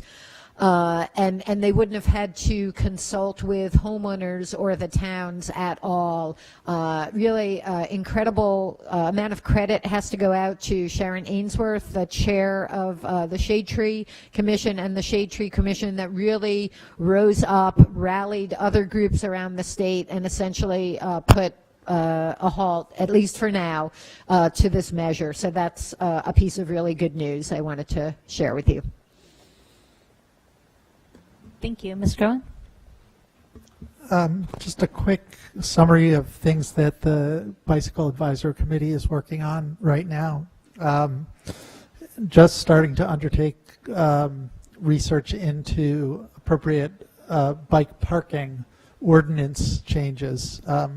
So this is something that was started a few years ago, kind of abortively, and we want to follow through on it and actually make some recommendations to Planning Board and to the Council in the coming months. We've also been working on identifying high priority off-road bike paths that need maintenance to help the engineering department prioritize those kinds of projects, and working pretty hard on bicycle education in the schools. Some of you may remember in past years our Ciclovia has been closing the road out at Quaker Road and basically inviting families out to sort of just ride on a carless street for a while. The attendance has always been a little bit disappointing. This year we decided to move it into in-town and actually connect it with a bicycle education program at the middle school. So it's going to be on, I think it's May 8th. It's this, sorry, thanks. Okay, May 11th, where they're going to actually be doing, and they've been doing already assemblies and things to really try and get kids focused on bike safety principles, but they're going to be actually giving them a chance to ride in a loop around JW on the street to put into practice some of what they've been learning. And then just real quickly wanted to say about Public Works Committee. We had a productive meeting today with some very encouraging news about the organic waste recycling program, and I don't want to steal anyone's thunder, so I'm just going to say come to that April 29th meeting where it's really going to be presented what organic waste recycling is going to look like going forward. Well, I guess since David's talking about that, another thing that Sustainable Princeton is working on is, and I can't remember what it's called, reduce your clutter or something. Oh, yeah. It's something about clutter, and a company. Clutter to the curb or something like that. Right, and it's a company that the town helps it out by giving it publicity, but it basically, people in town can have an app on their phone and they can arrange to have this company for free come and get their electronics and textiles. Textiles are something like the third biggest component, I think, of trash after food waste and paper or something. I forget, but textiles are always a hard thing for people to get rid of, and this company gets rid of it by recycling it, and then it also recycles the electronics, which is really important because right now we don't have anywhere to take electronics, and so it's a pretty exciting development. I hope it comes to fruition pretty soon. If I could just follow up on that, it's called Curb My Clutter, and it's also a potential revenue source for the municipality. So the only report I have is that the shared services study with Princeton Public Schools is moving forward. The smaller committee is meeting April 17th, and we're going to hopefully agree on a date for a joint council Board of Education meeting. We personally, as council, meeting every Monday in April. We were shooting for April for the joint meeting, but I don't think that we have the bandwidth. But we're trying to get a date in May where we can review the consultant reports, the consultant proposals, and hopefully decide on a consultant so that we can move ahead. So April 17th at 3 o'clock, the smaller group will be meeting. Jenny, mark your calendar, please. So I did plan to report on the meeting of the Economic Development Committee, but this is a bit embarrassing. I forgot my notes, and so I don't want to misreport. Was that a clap? I will submit them in writing for them to Dolores, so that for them to go into the reporting. But I know there was talk of there's some ideas that came out of this Economic Development Committee, and we talked possibly of proposing whether a subcommittee or a task force to work on those ideas that came out of the meeting. But I will put them in, submit them for them to go officially into the record. No reports. I just had a few quick reports.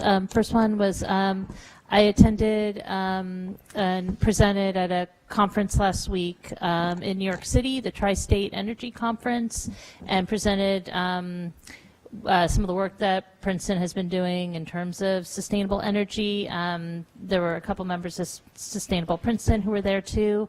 A lot of really good information. One of the really exciting things happening right now in New Jersey is the BPU has this grant program out for, or not grant program, but like a pilot program out for community solar projects. And we're hoping Princeton can get an application together to put out that would be competitive. And what the state is looking for is providing community solar to low-income housing developments. And basically what community solar is, instead of putting the solar panel on top of your roof, there'd be a solar field somewhere. And essentially it would provide cheaper energy for the subscribers to that. So it's a really great program, and there's only going to be so many allowed in the state of New Jersey. So we're hoping to put together a competitive application. The other topic that kept coming up there was energy aggregation. And this is something that we had talked about several years ago, but it seems like the time is ripe where we might want to explore this again. And what a lot of communities now are doing are going to 100% renewable energy through this program. And essentially what energy aggregation is when the municipality essentially negotiates for all the homeowners in the municipality and gets often a better rate and can switch to 100% renewable. And it's a program that's sort of like how we did the solar fields out at River Road, where we prepared everything, we went out, and the price didn't come back in a way where it made sense. So then we sat on it for several years, and we went out again. And then when we went out again a second time, we got something really favorable. So you just have to have, the stars have to align for everything to be right. But it seems like a really great program, and it would really help us meet some of those targets we laid out in the Climate Action Plan. And how it works is it's an opt-out program. So basically everybody gets this 100% renewable unless you decide you don't want that, you want to stay with PSE&G. Essentially, it's the same difference in terms of what you receive, because it's all part of the grid, but it's your investment in the renewables. I've been meeting with Ms. Stockton and Chief Sutter about a more robust tour bus plan.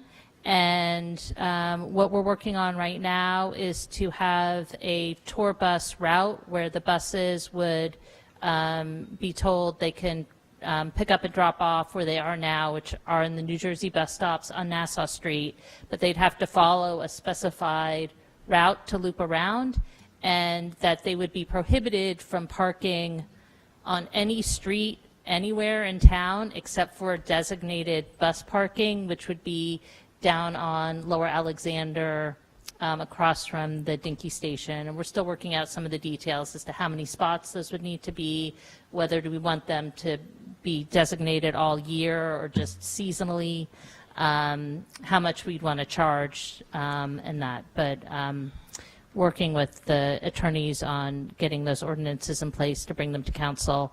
And finally, last Friday, I attended a meeting down at the DOT with Deanna Stockton. There were members of Princeton University there, Greater Mercer TMA, the DVRPC. The DOT is going to be embarking on 2 traffic signal studies of Route 27 and Route 206. There was definitely a difference as to what the goals of that study should be, and we tried to convey to them as best we could that it shouldn't just be looking at speeding cars along those streets as quickly as possible, but especially on Nassau Street, looking at those pedestrian movements and making sure that it's being treated as our main street, not just a state highway. So I think, I don't know, Deanna, what you thought, but I thought we made some progress at conveying that. They were doing the counts on Saturday, and they're going to be doing them again on Wednesday.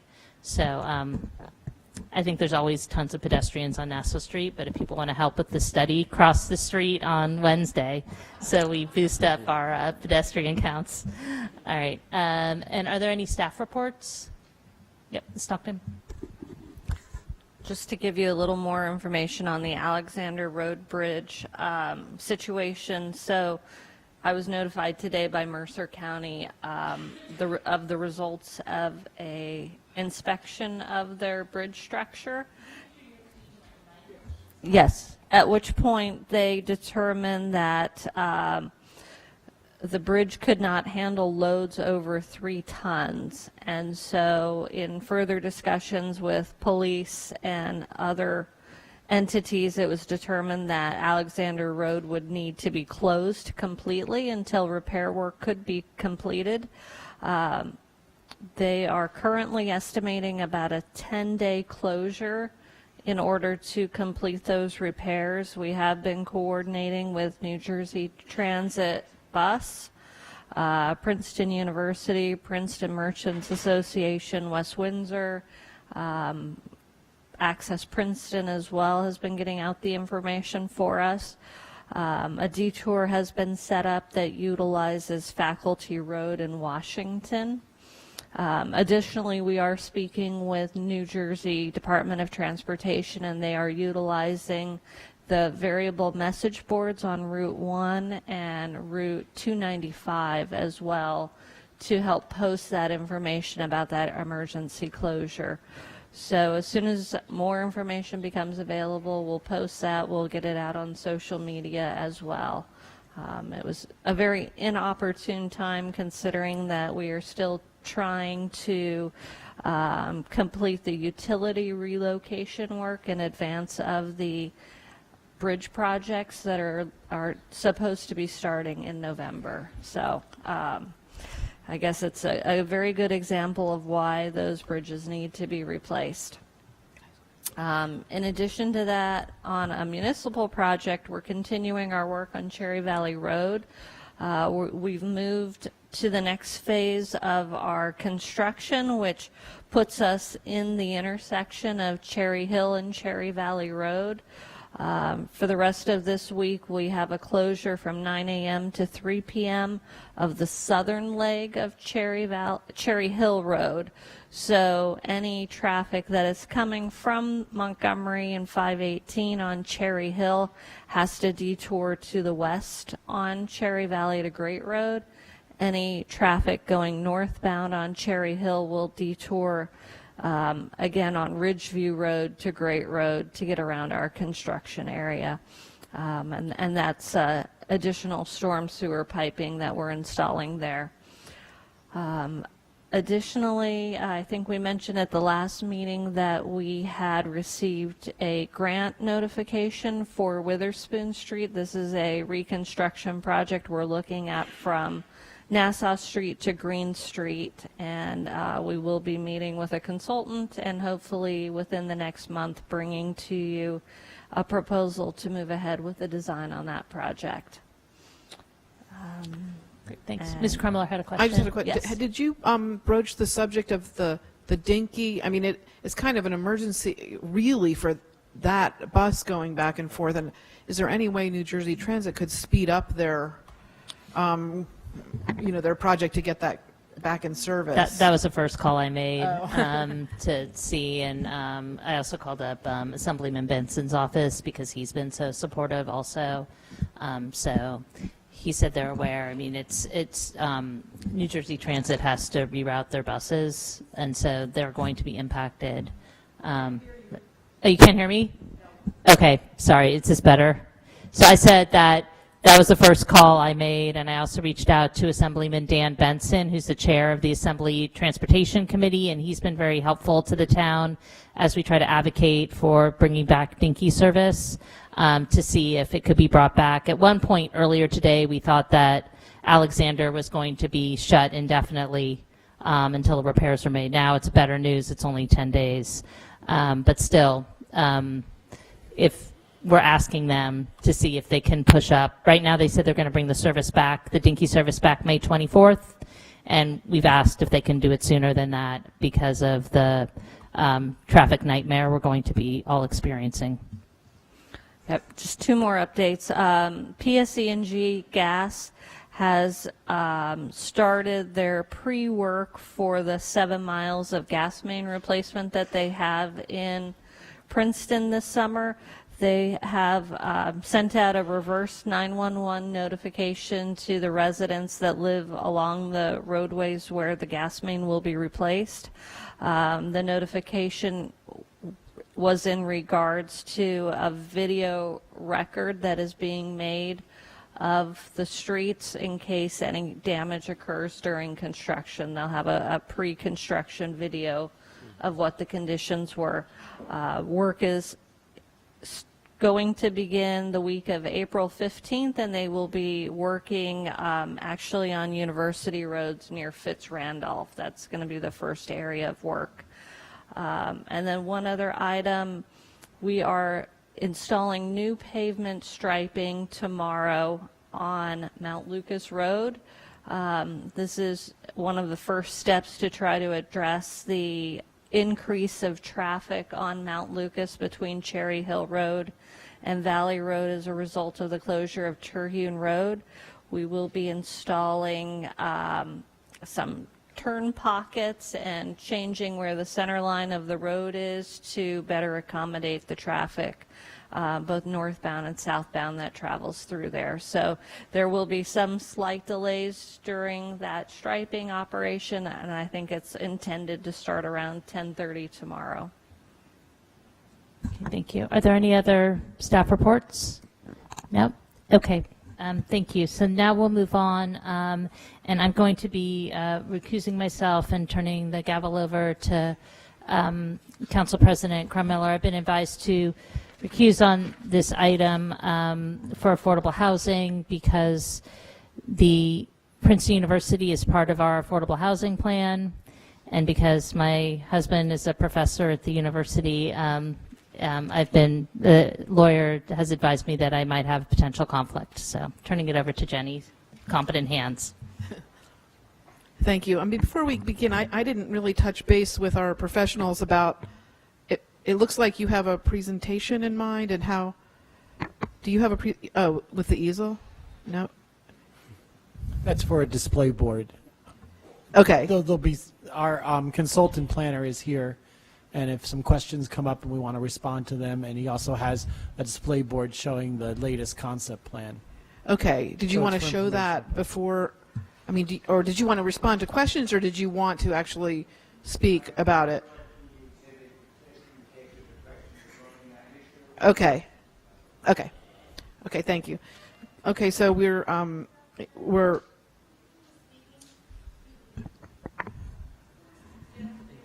oh, this is our planner, Mr. Burgess.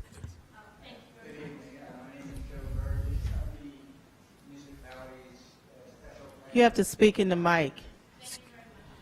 You have to speak in the mic. You want to repeat that in the microphone, I guess, for the record? Right.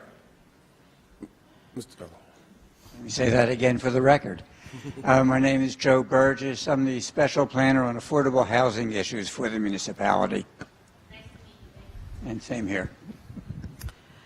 So we are, this is the public hearing for ordinance 2019-10, an ordinance to amend Chapter 10B of the Princeton Code entitled Land Use and the Princeton Zoning Map to create an AH3 Affordable Housing 3 residential zone and the regulations associated thereto in the municipality of Princeton. And we also are considering a resolution 19-114, resolution adopting ordinance number previously mentioned, setting forth the council's reasons for adopting the ordinance. So before we, pardon? We want, I know Councilman Williamson had some. Yeah, Yes, okay. So absolutely. before we introduce or hear the public hearing, Mr. Williamson has some minor Right. adjustments or amendments. Absolutely, yeah. So reviewed the proposed ordinance, and in the review, just noticed some items that would make the ordinance even better. And the first is at section 4B2, after COA is mentioned, because we know what's been going on with COA for the last few years, we thought it would make sense to add the extra wording that says, or any successor agency. So wherever we have COA, and I noticed in one of the corrections, we do have it on the 4B2, but it wasn't consistent throughout. So we just want to make sure that, especially, let's say in 4B1, we'll see where it says COA again, but it doesn't add the language or any successor agencies. So to keep the language consistent throughout the entire ordinance, we wanted to add or any other successor agency. So that's the first correction. The second one is under section 4D2C, which is the top of page 5 on the proposed ordinance. Assuming it's a PDF and it's the top of page 5 for everyone.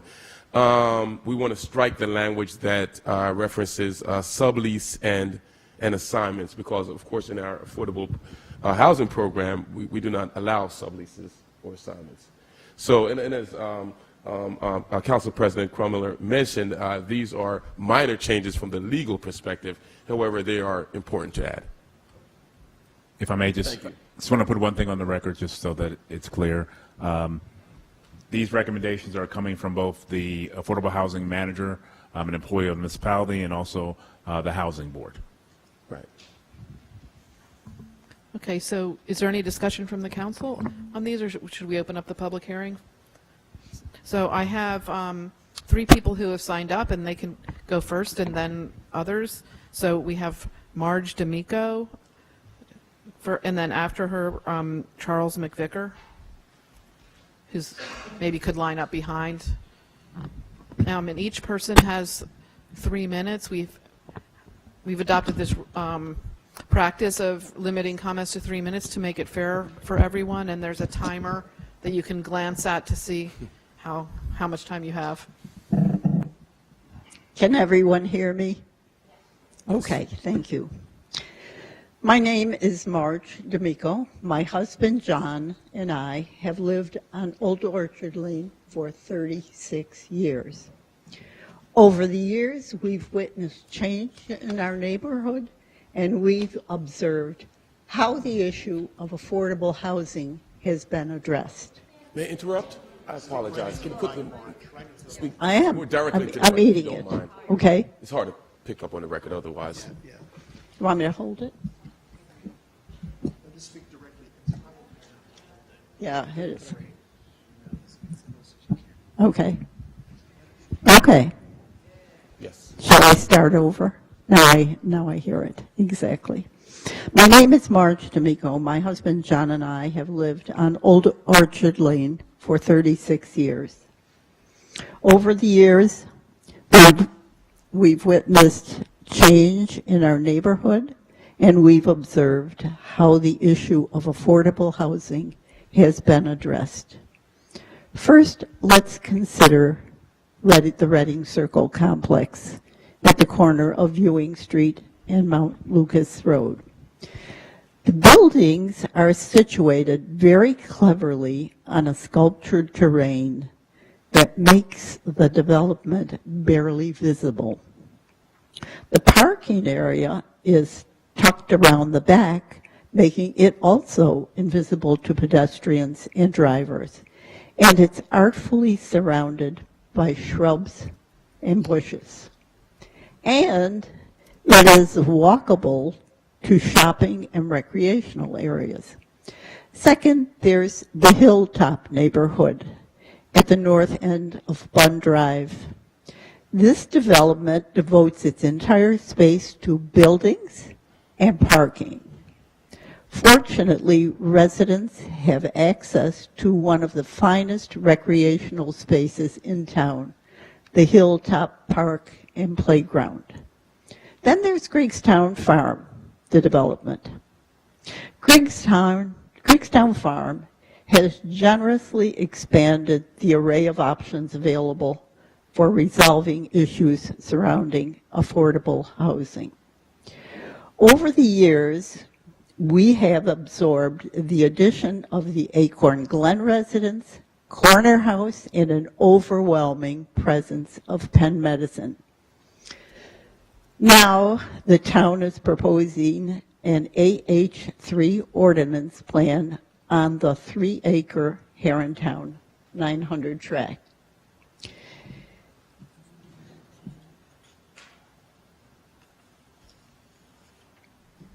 It will allow for 65 units that would house more than 100 residents. The proposed plan erects a destructive wall of buildings on the north side of our property. The proposed plan allows for the construction of high-rise buildings that impose on the neighborhood. These new buildings will not comport well with the existing structures on Old Orchard Lane and our neighbors on Mount Lucas Avenue. And the traffic continues to build. We enthusiastically support the very laudable goal of affordable housing. But it's important to understand that the current proposal allows for too many people, too many cars, too much traffic, and not enough open space. It will be an overwhelming imposition on and overcrowding of the Herrontown neighborhood. Thank you.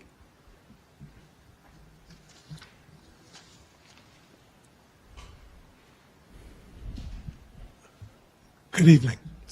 I'm Charles McVicker. I also live on Old Orchard Lane. My wife and I arrived in Princeton in 1957, and by accident we arrived here. We ended up taking root. We raised a family here. We paid almost 50 years of Princeton real estate taxes, and I'm only telling you this so that I'm old enough to tell you that Mount Lucas Road, when we arrived, was an unpaved road, dirt road. And the property that we're talking about, there was a house that housed a woman, and I wish I could remember her name, who acted as a veterinarian and took care of our sick dogs and cats. Now, I'm sure you're all aware, Mount Lucas Road is getting more and more busy, but still, it maintains the quality of a country road. It weaves around, and there are many wooded areas on the border of it. It really is, if you look at it carefully, one of the most beautiful streets in Princeton. And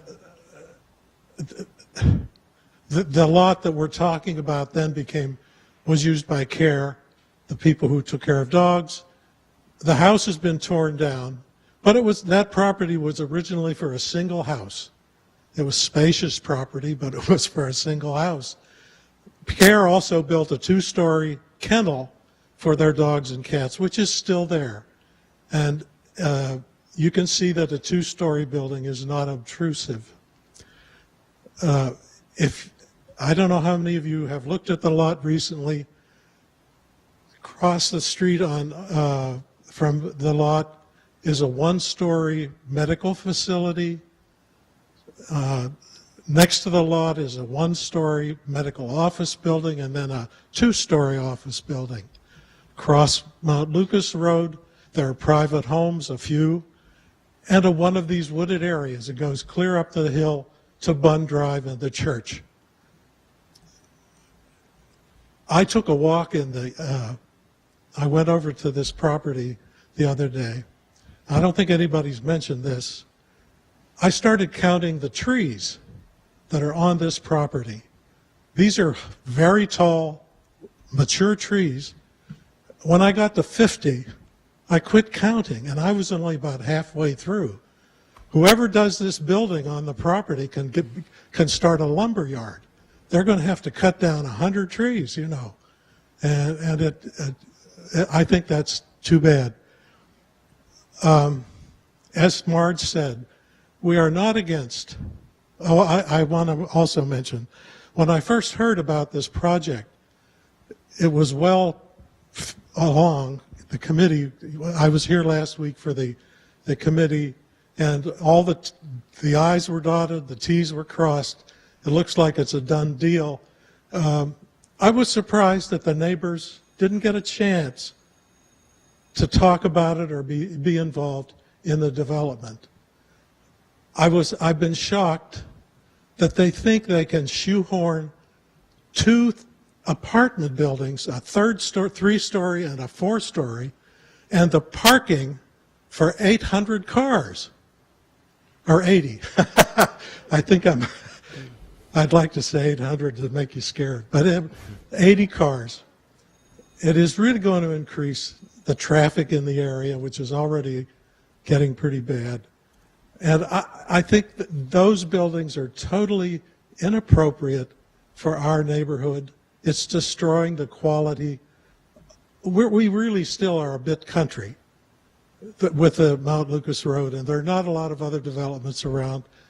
On our street, we have 12 connected homes, and we are very proud of how we take care of that property and maintain it.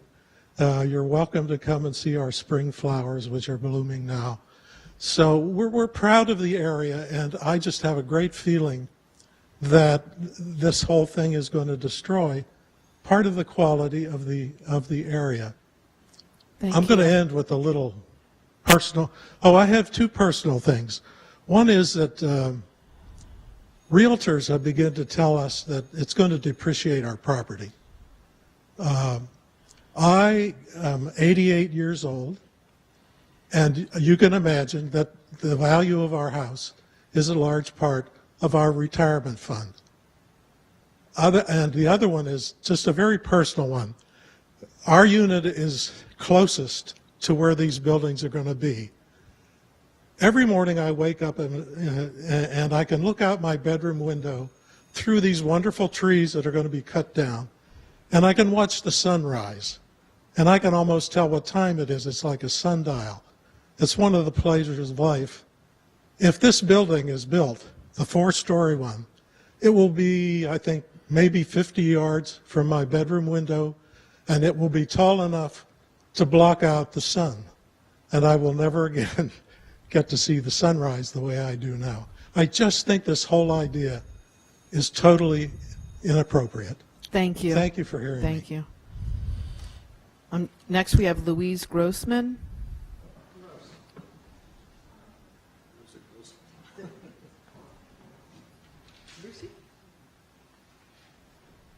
She has a short paragraph. This is Lucy McVeigh. I'm Lucy. When taking my usual walk towards Route 206 and Lucy's grocery store, it's not mine, I passed the driveway to the former dog and cat shelter. There was a sign leaning against the board.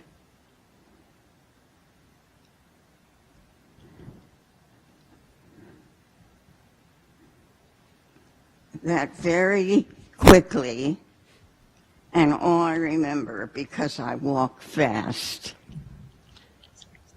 thank you, are the words, two-story building.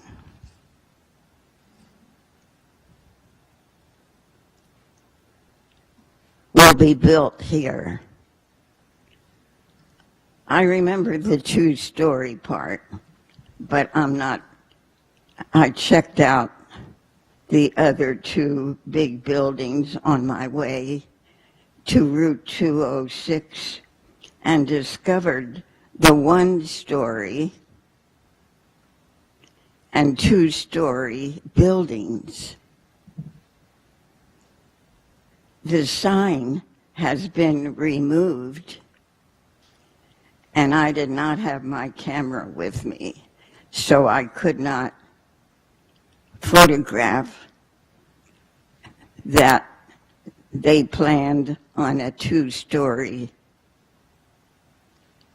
building. I just took it for granted that they would limit their building to 2 floors, like the other buildings. We are alarmed that the plans are for a building that's so tall, and also consider the increase in cars that would take up space and more trees to be cut down. Thank you. Is there anyone else who would like to speak?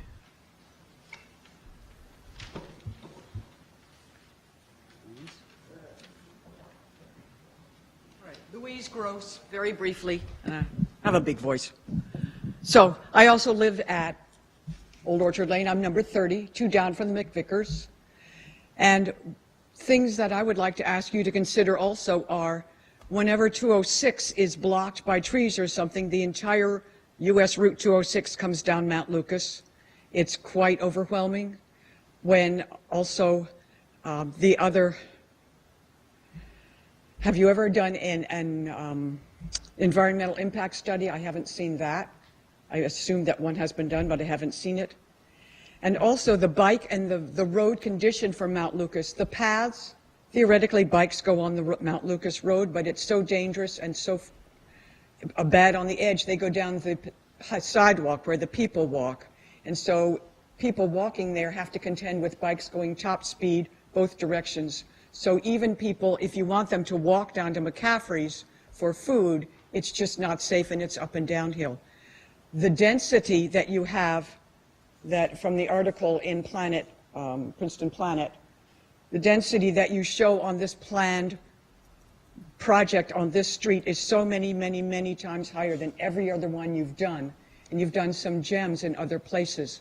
So I'm asking you to reconsider.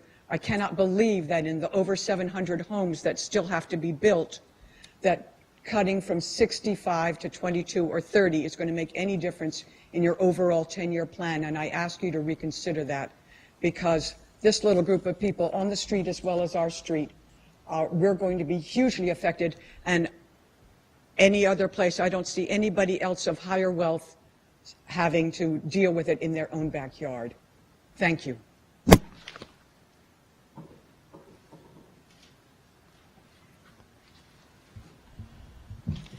My name is Judith Meyer. My husband and I live in a modest home at 801 Mount Lucas on the southeast corner of Mount Lucas and Herrontown. We have no objection to the affordable housing project being proposed for the former SAVE property. In fact, having an attractive development rather than a property which has been allowed to go derelict over the past approximately 3 years would be most welcome. However, we strongly object to the density being proposed, and specifically to the 4- and 3-story buildings described in the application. Buildings of this height have no place in this area.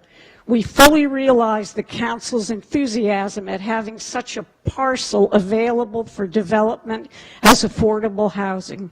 However, 65 units is too many. It doesn't fit the contiguous neighborhood with a line of single-family, modest homes which line the east side of Mount Lucas from Herrontown heading northeast to the Montgomery line. With 1.1 parking spaces allotted to each housing unit, the traffic, already significant on Mount Lucas, will impose a significant burden on the area. On April 5th, I conducted an informal traffic study from 5 to 5:30 p.m. During that time, approximately 147 cars came up Mount Lucas, proceeding north. During the same time, 45 cars drove down toward the town center. At the same interval, 65 cars came down Herrontown to the stop sign at Mount Lucas. Most, including a police vehicle, failed to observe the stop sign and rolled through, turning right onto Mount Lucas.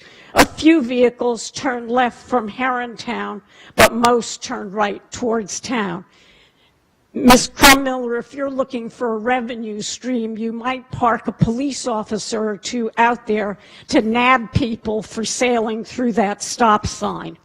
We urge the council to request redesign of this project to a lower density.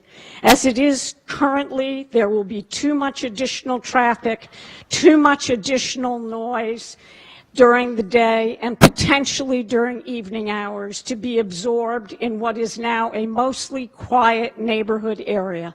This project is simply too large. Thank you. Thank you.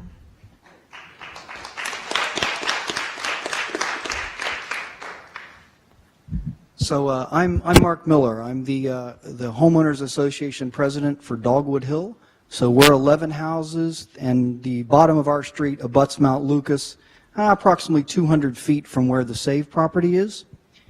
So I echo all of the comments that have been made here. This project is way too large. It just is. 4 stories is not appropriate in that region. The traffic problems that have already been enumerated here are real. Dangers are increasing. If you've tried to cross from Princeton Avenue to Cherry Valley Road in the morning, it's a little like Dodge cars.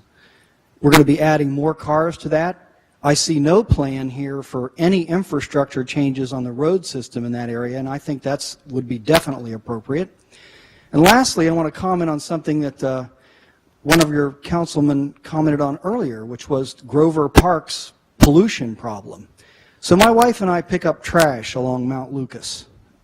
We pick up a lot of trash along Mount Lucas, bags of it, 2-3 bags a week.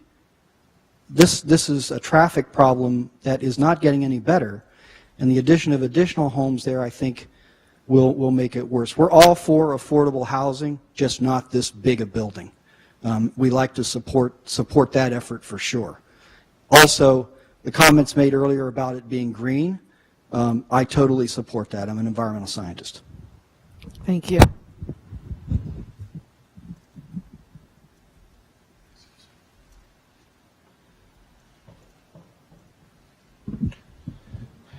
Good evening. My name is Rob Simon. I'm an attorney with Herald Law in Warren, New Jersey. I'm here on behalf of the Old Orchard Village Homeowners Association.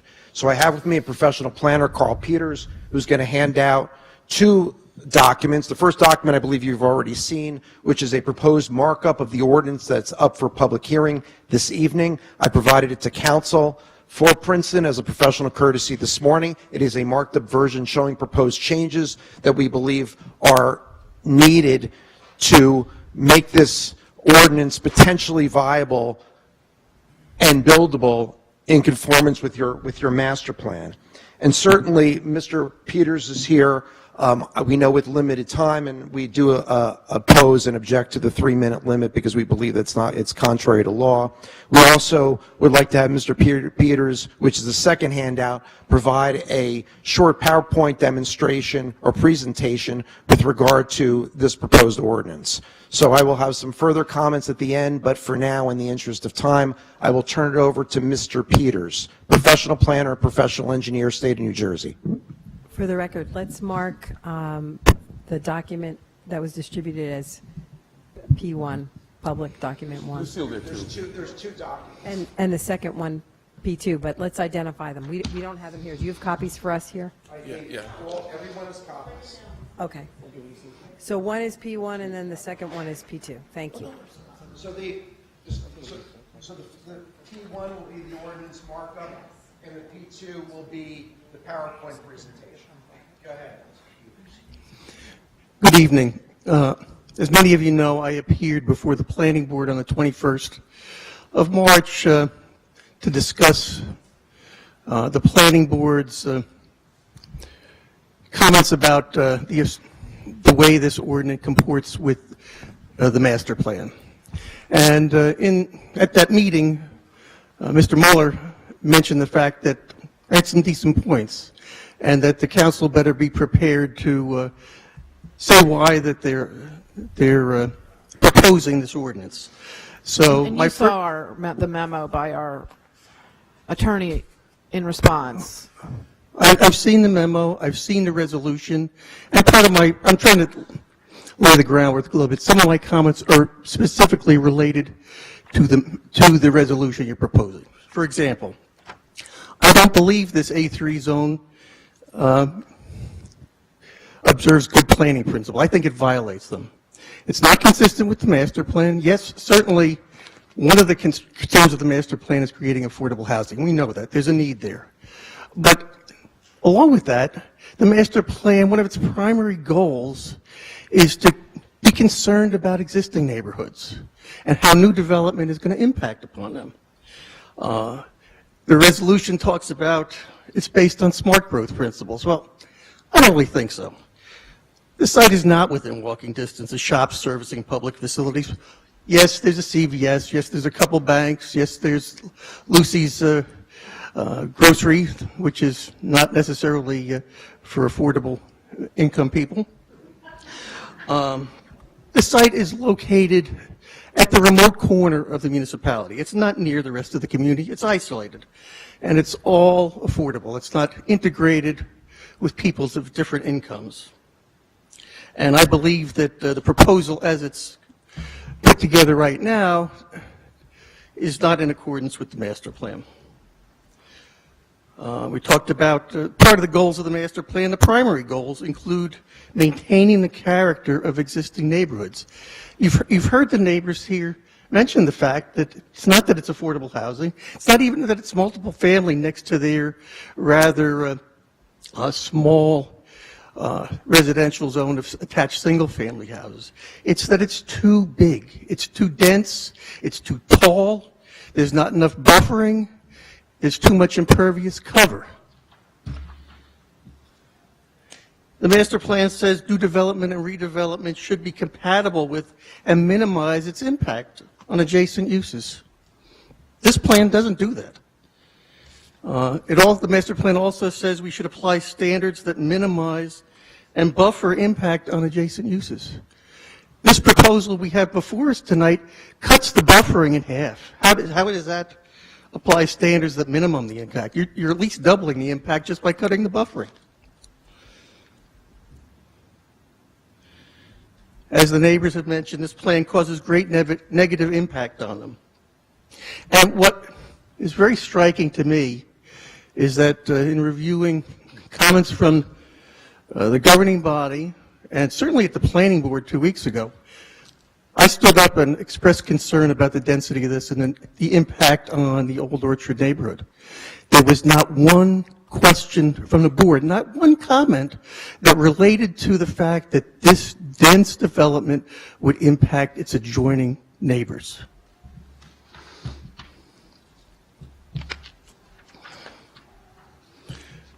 In the handout here, I have some charts that show the FAR, the floor area ratio, is far greater than it's permitted in other residential zones in the municipality. The density is more than 4 times what's allowed in the former township R1 to R8 zones, 4 times. The impervious coverage is over 2.5 times what's allowed on the S2 zone that's there right now. And as mentioned earlier, the buffer strip is cut in half. If you look at the first chart, you'll notice that I've shown a variety of zones, the floor area ratios that are allowed. And you'll see that on the right-hand side of the chart, S2 is shown in the yellow bar, and the AH3 proposal is shown in the red bar. It's way out of proportion. Next slide shows a comparison with similar zones in the former borough.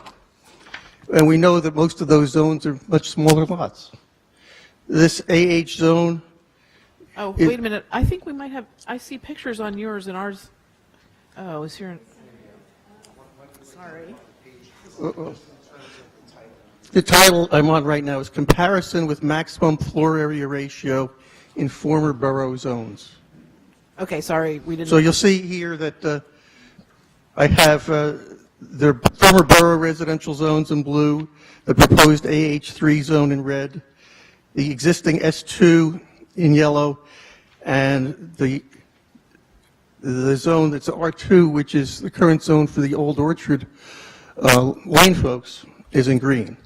So you can see that the floor area ratio proposed for AH3 at 70% is much denser than any of the other zones shown on the chart. The next chart is a comparison with the maximum density in the former township zones. And you see residential zones R1 through RH are in blue. On the right column is the proposed density of almost 22 units per acre for the AH3 zone. It just dwarfs the other ones. The next slide is the comparison of the maximum impervious coverage in AH3 to the township R zones and the S2 zone. Impervious coverage is much greater than any of the proposals. It's more than double the current allowable impervious cover on the existing S2 zone, which includes that lot.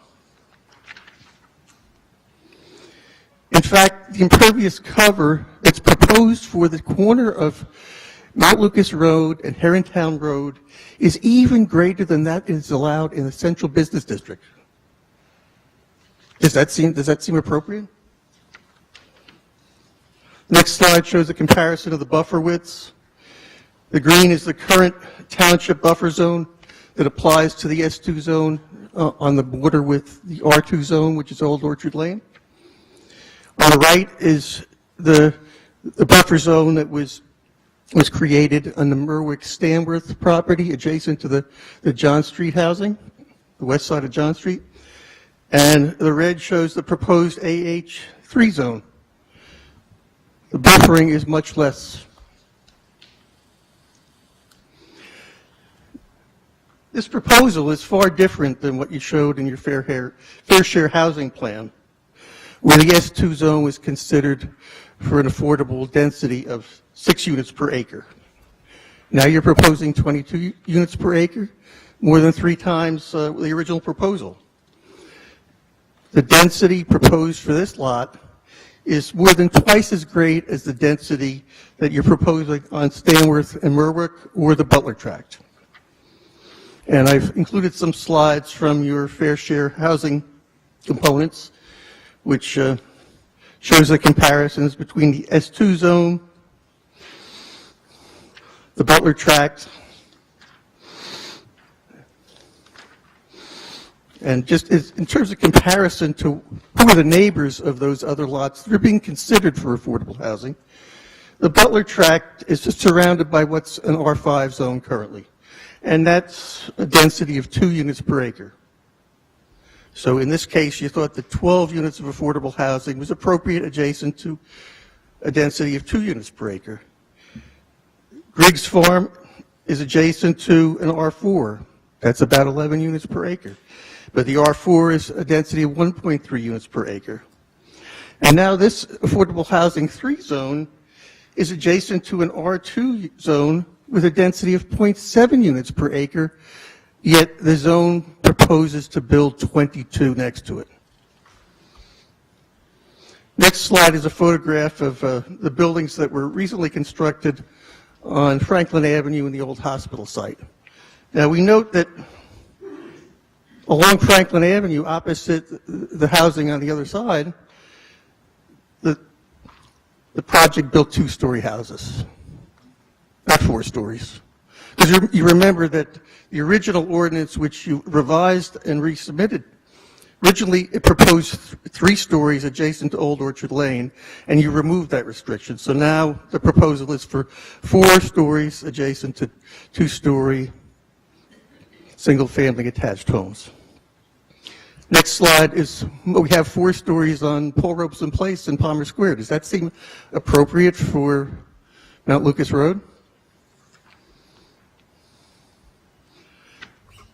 We talk about smart growth principles. Does this project take advantage of existing community assets? There's not really assets out there. It's a long way away from all the community assets. Does it foster walkable neighborhoods? No, it doesn't. It's too far away. Yes, healthy people in good shape can walk the 2.25 miles to the shopping center, but it's tough if you're working with some little kids and trying to get your groceries, and or you're getting up in years like me, and not everybody can walk 2 miles to go to the grocery store. Does it promote distinctive, attractive communities with a strong sense of place? Mostly we think it provides a really big building that's out of place.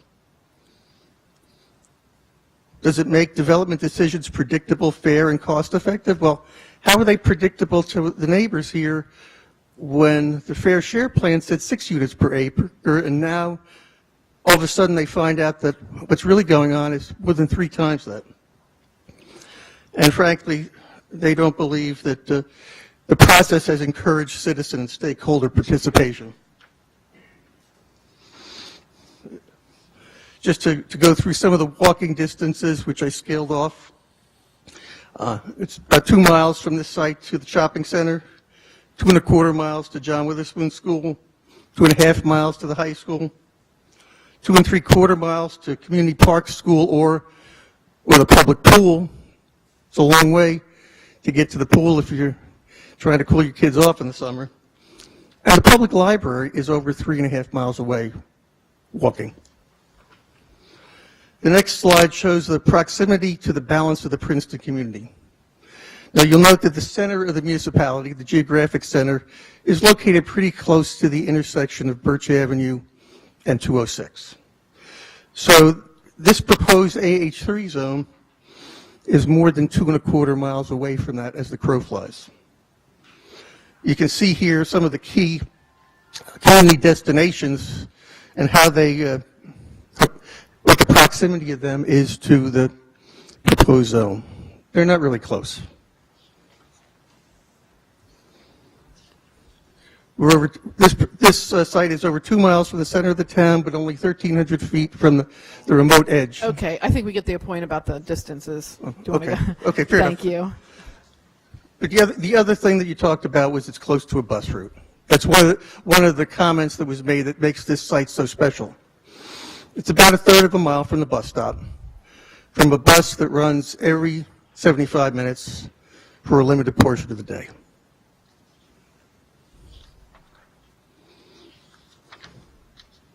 So in conclusion, we believe that the proposed zone doesn't meet the primary goals of the master plan. It doesn't conform to smart growth principles, and it isolates people of families of very low and moderate income from the balance of the community, and it impacts negatively impacts the existing neighborhood. While we can't ameliorate all of those things, we can take care of the impact on the adjacent neighborhood by making it less dense and less bulky. And do you have a specific proposal for that, for how dense? We actually, in P1, which was marked and which we provided earlier today, we provided a markup of your proposed ordinance.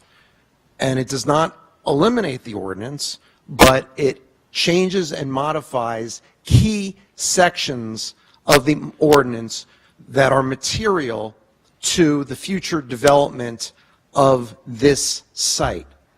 And under the circumstances, and under 40:55D-62, which is talking about the power to zone, the power for the municipality to pass an ordinance after a public hearing. And what does the statute say? The statute says that the municipality needs to consider the character of the district and the particular suitability for the particular uses to encourage the most appropriate use of land. There's case law that goes on that I will not recite that talks about the fact that even in an affordable housing development, even when you're proposing an ordinance that provides for 100% affordable housing development, and rest assured, I am intimately familiar with what you are facing in this Princeton community with regard to your court obligations. We get that. But there's also case law up to the Supreme Court of New Jersey that talks about the fact that an ordinance that provides for affordable housing is not insulated if it conflicts with the key provisions of the municipal land use law. We believe very sincerely that there are serious flaws with the ordinance as being proposed this evening, and that it does not preserve, as you heard the eloquent comments from the members of the public this evening, it does not preserve the quality of life of this residential community. There's too much development in this limited space. This is your opportunity. Without running afoul of any court obligation, this is your opportunity to table this ordinance, to have all the stakeholders, including Mr. Burgess, who I know very well, and Mr. Peters, work together and come up with modifications to this ordinance that are intelligent. I work around the state protecting communities. It's never NIMBY. It's never not in my backyard. It's always SPINVY, smart planning in my backyard. We're always looking for intelligent development under the circumstances. And we believe, based on what Mr. Peters has explained to you, his PowerPoint presentation, our proposed modifications to the ordinance, that this ordinance is woefully inadequate as a matter of law. Even if you find by resolution that it is inconsistent with your master plan, which of course it is, and you nevertheless adopt reasons while you believe that nevertheless it can satisfy an arbitrary, capricious, or reasonable standard on appeal, we respectfully contend that that is woefully not the case, especially when you're talking about equal protection compared to other communities in Princeton and how other communities are treated when it comes to affordable housing. We are not at all against affordable housing, but the proposed development that is on the books, that is up for adoption this evening, will not work in relation to the rest of the community for many planning reasons, and it is woefully unfair, as will be demonstrated maybe at a future time, to how other residential neighborhoods are treated in Princeton. It's not even close with regard to the bulk standards that you're proposing. We're not talking about 5% or 5 feet.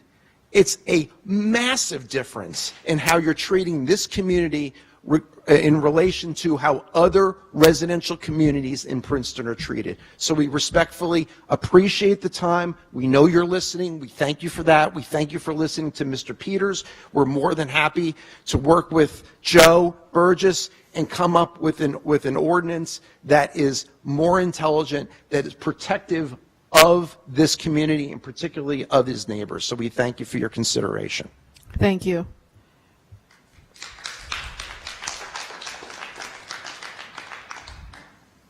Is there anyone else who would like to speak?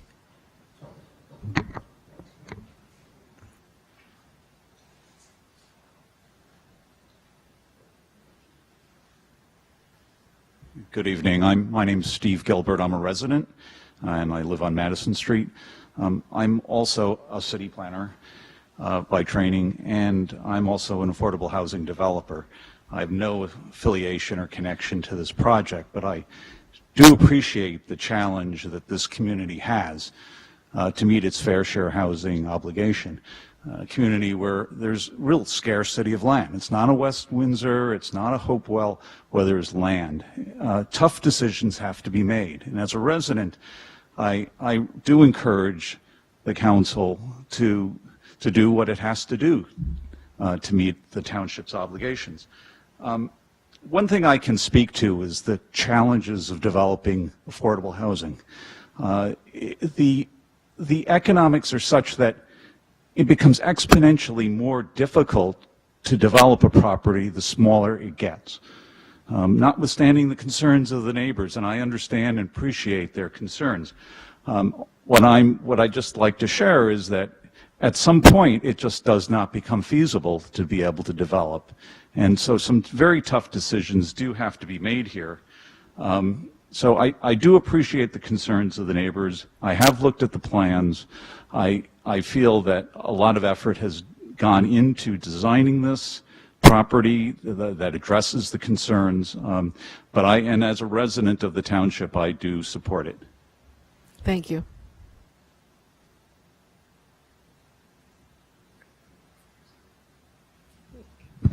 Hi, can you hear me?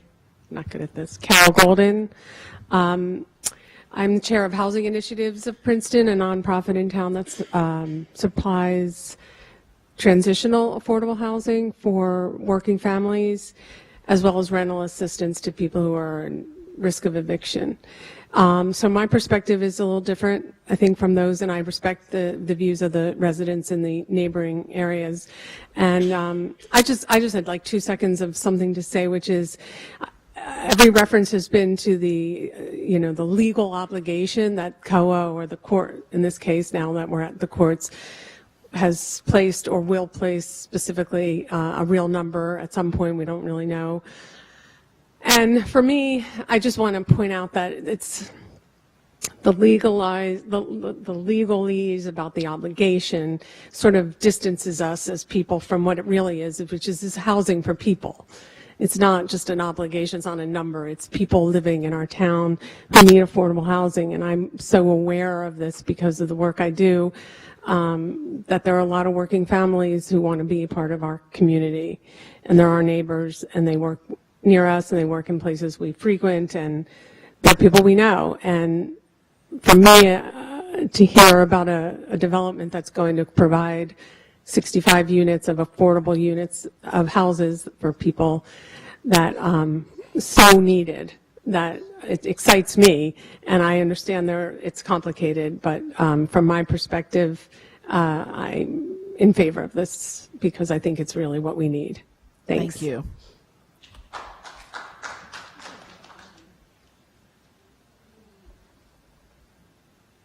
Scott Sillers at 50 Patton Avenue. I have to enthusiastically second what Carol just said, and that we've struggled with this affordable housing issue for some time now, and here we have a developer who's coming in not asking for anything except for variances. No money, no subsidies, and they're proposing to do this on their own. And I think we've got to be very impressed with that and see this as an opportunity that may be too good not to capitalize upon. Thank you. Thank you.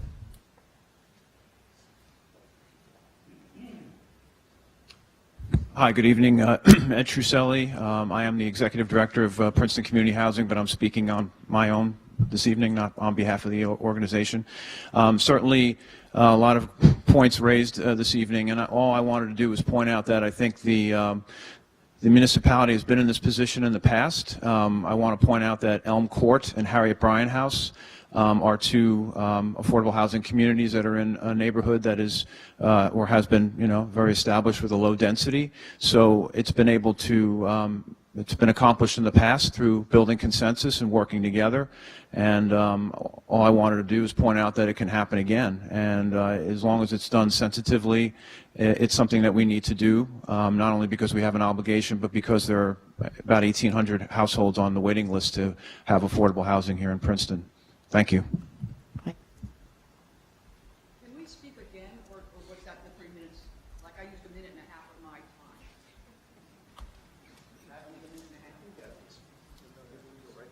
Oh, thank you. Good evening. I'm Kate Beck. I'm the CEO of the Princeton Family YMCA. I wanted to be here tonight in particular just to reiterate how important I think affordable housing is in this community. I work closely with a number of other nonprofit leaders here in town, and I realize this is a very complex and difficult issue, but I just think it's important to be here on behalf of the many voiceless people in town who really, really need this kind of housing. And I wish there was a simpler solution that made everybody happy. We at the Y work with a number of families who are looking for the basics that define us as human beings and give us our well-being, which is a safe and secure home. It's increasingly difficult in this community to have that, and if you're a working family with 2 incomes, no benefits, I know I'm preaching to the choir here in this room that people are very generous and rich in spirit and have a deep understanding of those needs. But I just want to thank this community as a whole for putting this as a front burner issue. The needs are very, very real. They're very great.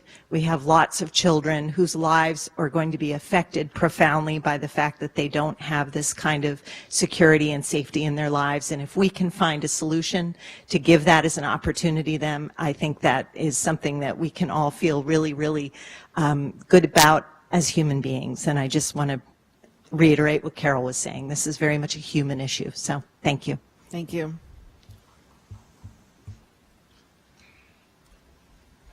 Kate Warren, Jefferson Road. Kate Warren, W-A-R-R-E-N. As you all know, I do sit on the Municipal Housing, Affordable Housing Board as its chair. I am not speaking on behalf of my board. This issue, as other people have mentioned, came through very quickly and never hit the board prior to its introduction. And so we were surprised, but we have been looking at it very closely. As a resident of Princeton, most of you know that I also, with the help of Attorney Simon, was very against the density of the project at Avalon Bay. So the density issue I hear clear from the residents. But I also, I'm sort of wearing these 2 different hats. So I also truly feel that we never have an opportunity where someone comes into town and is willing to do 100% affordable. So I think, as others have said, that working together to perhaps look at the density and the impact that it's going to have on the neighborhood, I would advocate for the 65 and as a person because I know how difficult it is, but I also hear the residents and their concern about the density, and those concerns are real. So I hope that you truly consider what was said here this evening. Thank you.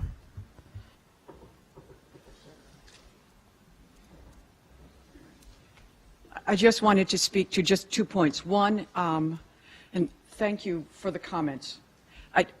I don't think any of us are against people not being able to live in Princeton. I think it's one of the bad parts of being in Princeton, that anybody in any kind of service can never afford there.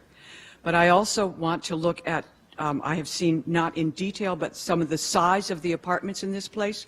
And the smallest one is 600 square feet, I believe, which is like 20 feet by 30 feet.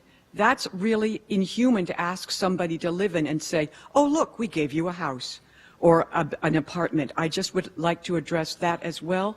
The other part about Elm Court and Harriet Bryant is that those are yes, indeed, off of Elm Road, but they are set across from any of the other streets. The Westcotts, the Cleveland Lanes, the Hodge Roads are totally separate by Elm Road, and they go off in a whole bunch of green acre land. Is it possible to build another building of affordable housing beyond them? I'm not quite sure, but it's another thing to talk about it.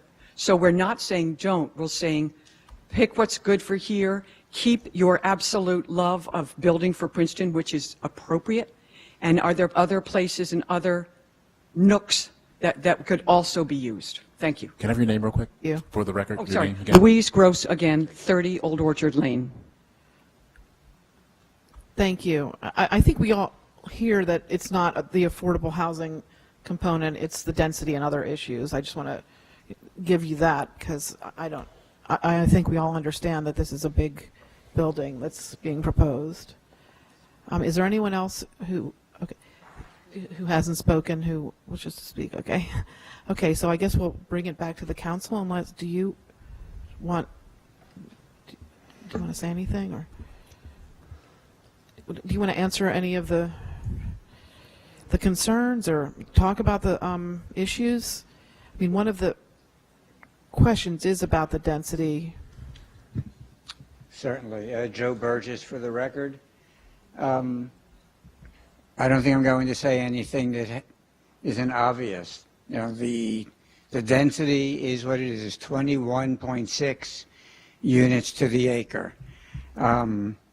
The building height is what it is. It's a 3- and 4-story building that the ordinance would permit.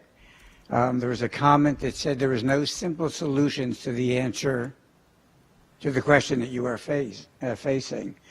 The municipality has a total affordable housing obligation of about 1,400 affordable units. One of the benefits of this particular project was that given it's a 100% affordable project, we don't have to deal with that 5 times the number of market rate units to accommodate those 65 units. Because we're in all likelihood talking about a rental development for these 65 units. If we didn't build 65 units here as a 100% affordable project, we would have to find sites somewhere to accommodate over 450 units to accommodate 65 affordable units. And that's the dilemma that the planning board will be facing. That's the dilemma that our committee in mediation is facing. And obviously that's the dilemma that you're going to face. It seems like there's 2 overriding concerns because density translates into a number of things. It translates into bulk. It translates into traffic. It translates into overall coverage of a particular piece of property.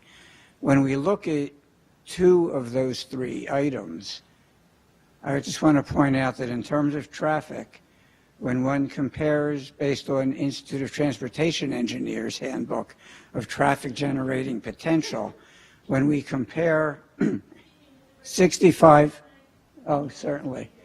When we compare 65 units and their potential for peak hour traffic, it is less than a 25,000 square foot 2-story building that had been previously approved for this site. Not by a dramatic amount, but it is somewhat less than that. So if we are concerned about traffic, my planning opinion would be that this is a better thing for the neighborhood than if we went with its zone permitted use. When we talk about coverage, we're talking about a 65% impervious coverage as a maximum figure. That leaves 1/3 of the site open for green space and landscape amenity. That is not an insignificant amount of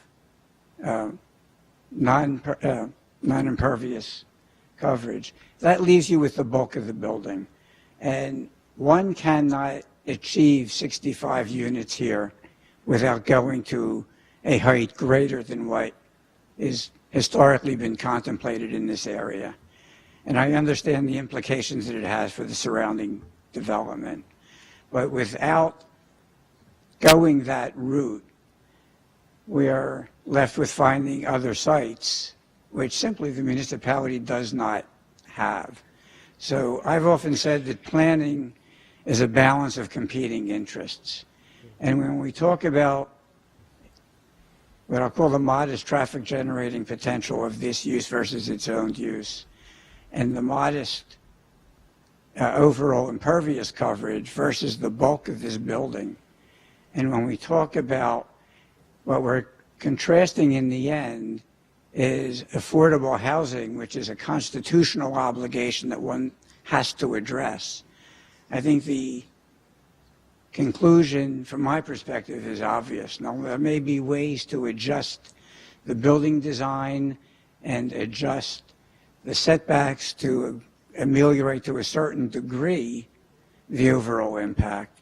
But if we want to see us achieve, through our mediation process in the courts, a certifiable housing plan, we have to go greater than the height that we're talking about. And in addition to that, I would like to also point out that when we talked about densities and how unusual this is, it is somewhat unusual.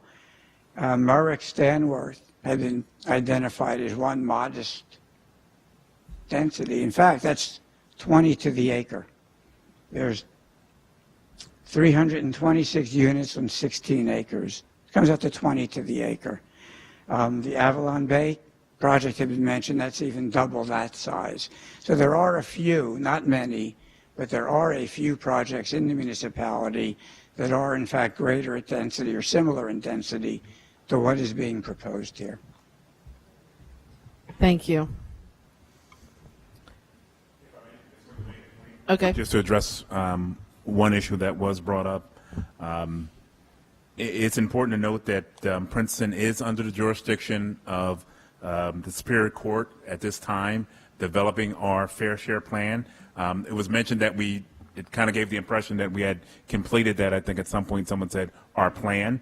What was presented early, about a year ago, was actually our initial, what our initial plan was. We are still in the process of working with the court for compliance. That is how we've got to the point where we're looking at making the adjustments in the densities in the S2 or the save site. That's part of what we have to do to come to compliance so we can go to court and actually finish this process.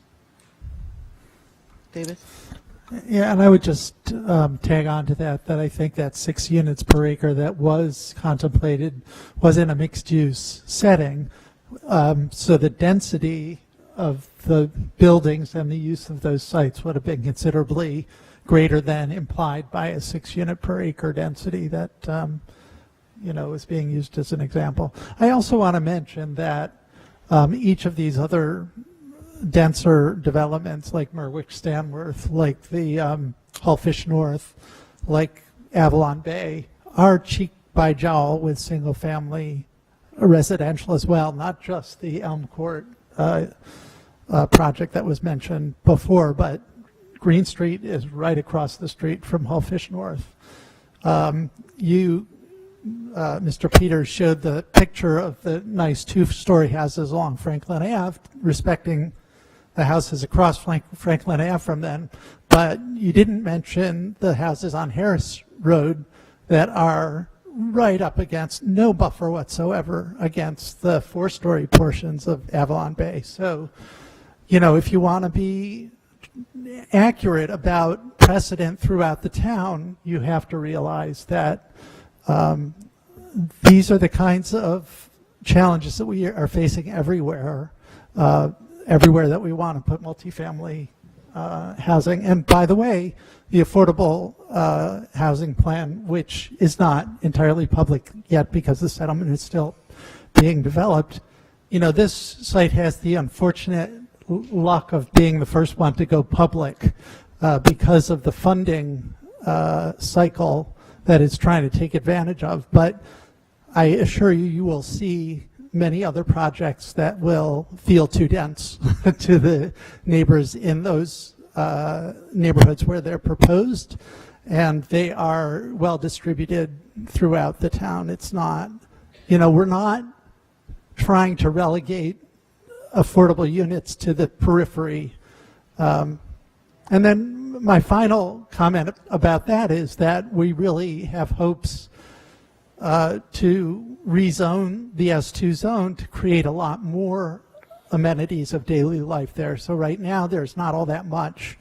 But, you know, we'll have the density between Griggs Farm and between this development and mixed-use development in S2 to hopefully support more retail establishments and really make it a walkable neighborhood. Not walkable to get to the library, I grant you that, but walkable to get to needs of daily life.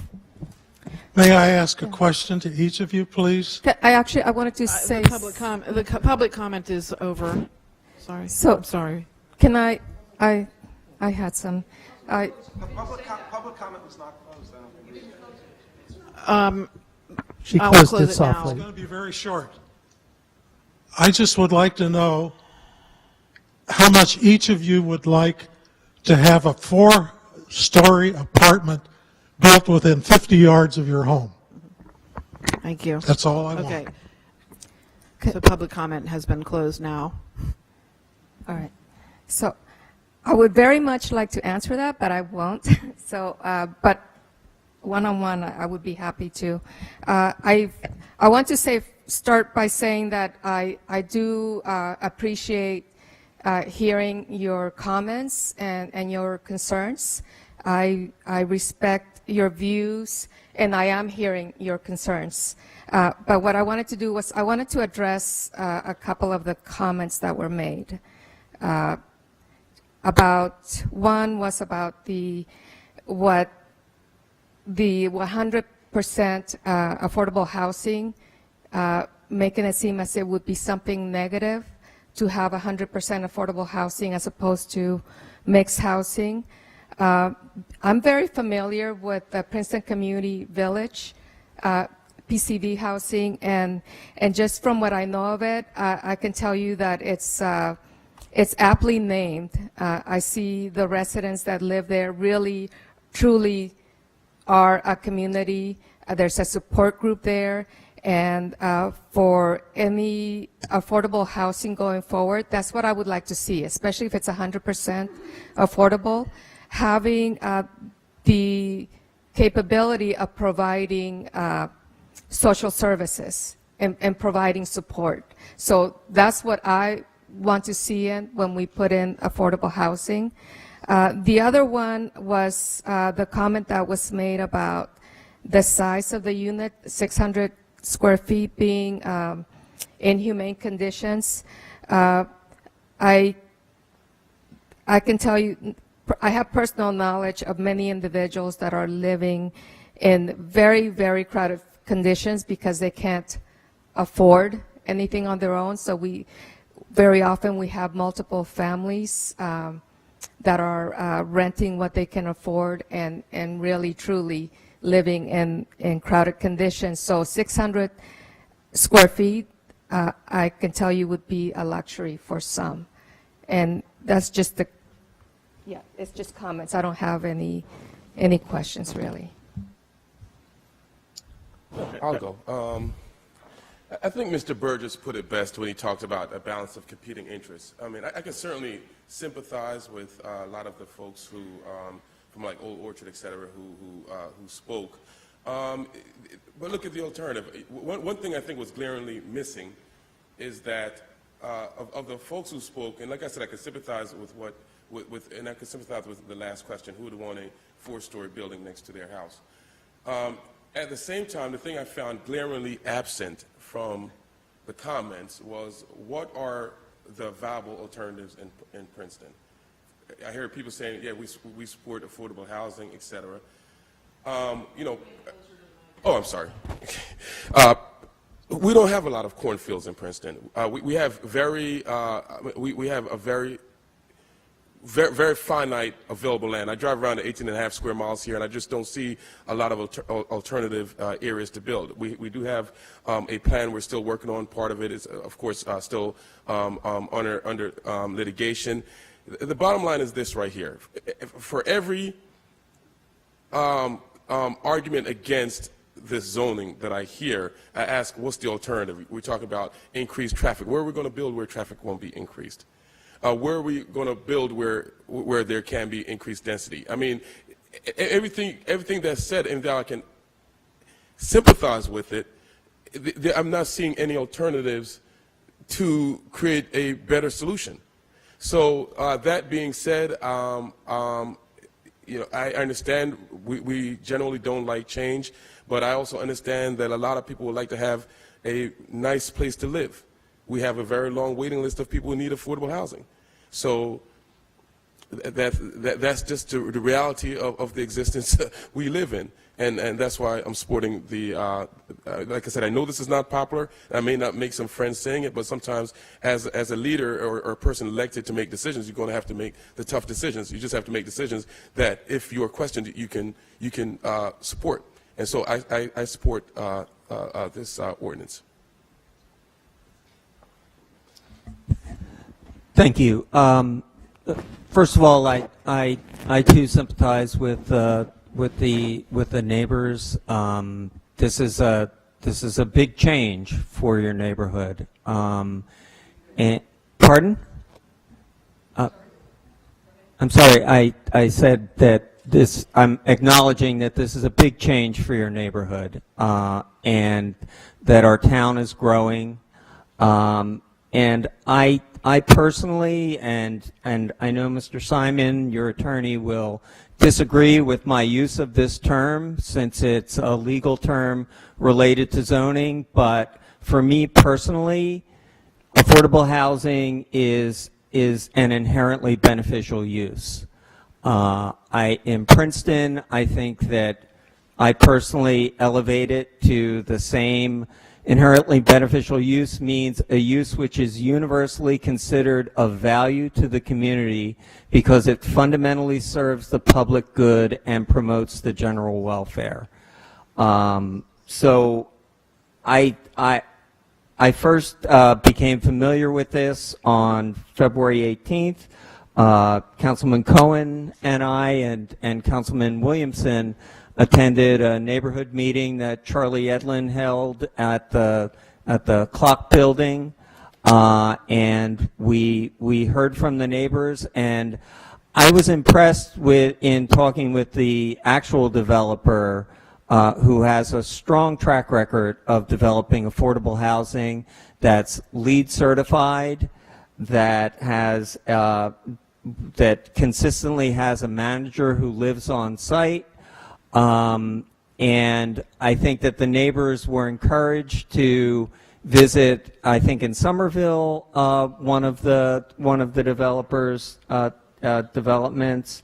And I also come up against that we're running out of land that's appropriate for development of affordable housing, and we're getting 65 units of 100% affordable housing that allows us as a council to provide municipal funding for other 100% affordable housing in the community, which will be in other neighborhoods. I'd point out that this neighborhood is on a transit line, and I think it's easy for the residents of the neighborhood to go to the ShopRite in Montgomery, probably easier, and they might find that ShopRite's more affordable than McCaffrey's. Nothing against McCaffrey's.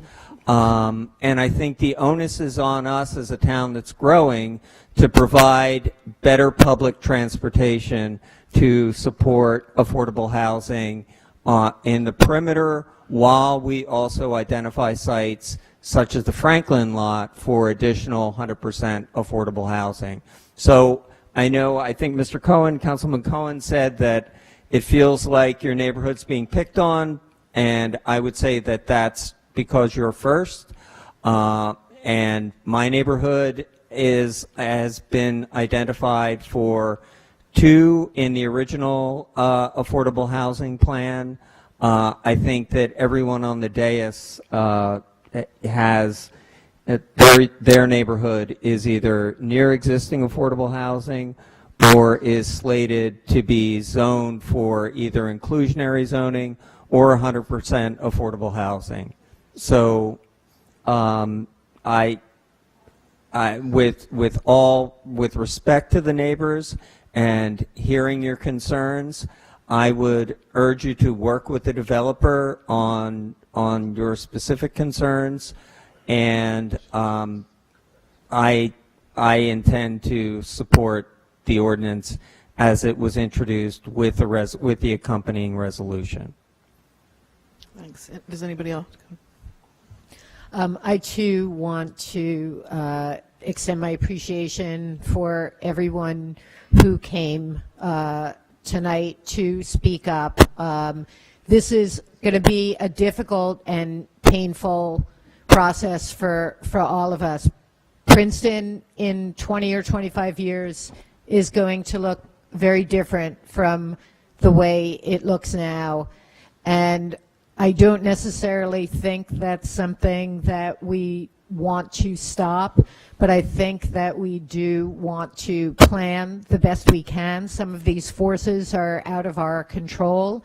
I think affordable housing is a moral obligation and not just a legal one, but we don't have a lot of control over those numbers.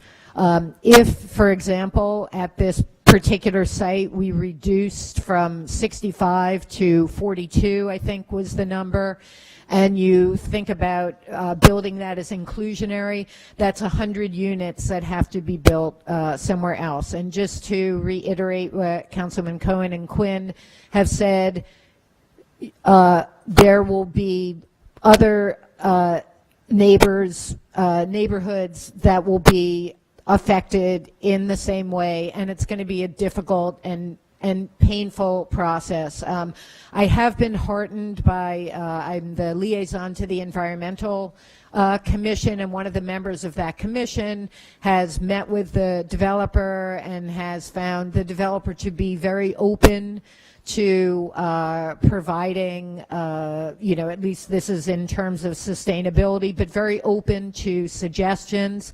And I assume the same thing would be true. You may not change the scale or the density, but there may be other modifications that can be made. And I, as my colleagues have done, I urge you to work with the developer and work to make this as good a project as you can for your neighborhood and for the people that will be living there.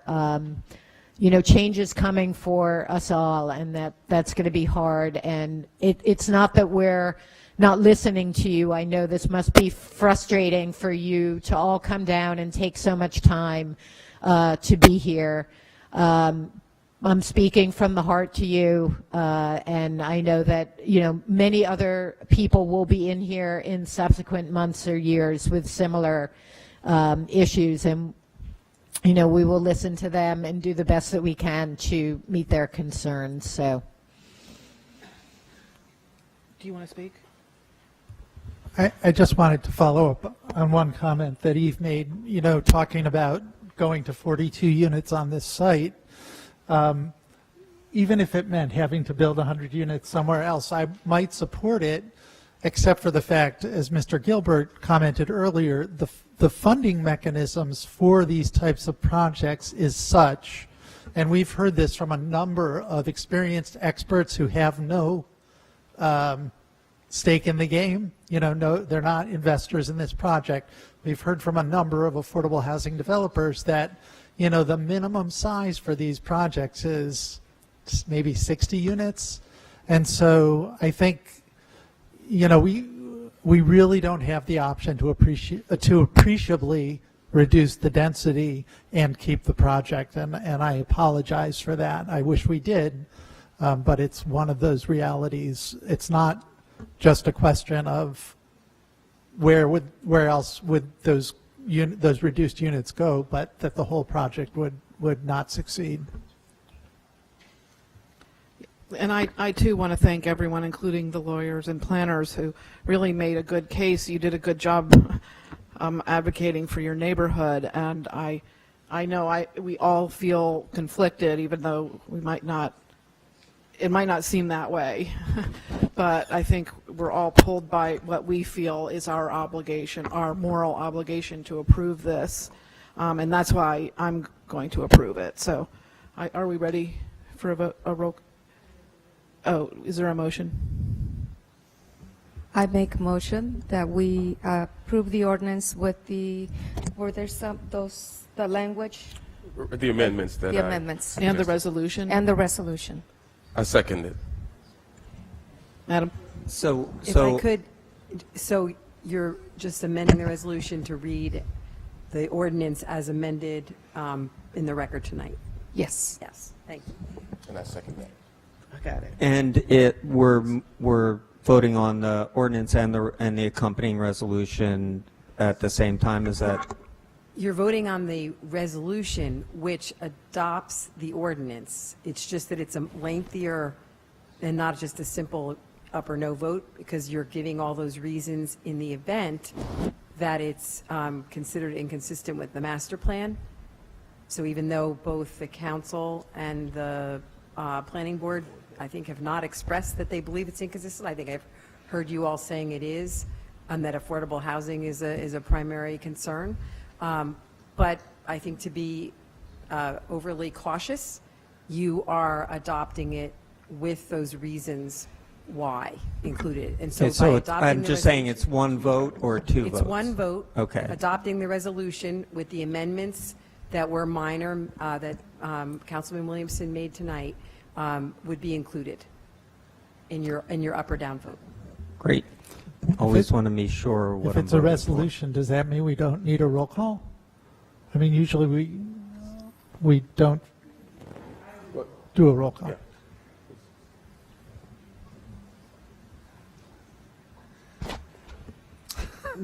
Well, no, I mean, actually, I have the same concern that we're adopting a resolution and we're not adopting, I mean, we're Because not. the changes was done on the ordinance, but then the amended is when he was talking about the resolution. So there was two different things here. The resolution is the vote to adopt the ordinance, but the Okay. resolution includes all of your reasons. No, I understand. It's just procedurally, it feels, we've never done this. We're adopting the ordinance. Right. Here, I what you're understand. actually doing is adopting the ordinance. I understand, but by resolution. Right. So, okay, go ahead. So go ahead with the roll call. Okay. Ms. Niedergang? Yes. Mr. Cohen? Yes. Ms. Crummiller? Yes. Mr. Quinn? Yes. Ms. Fraga? Yes. Mr. Williamson? Yes. The motion carries unanimously.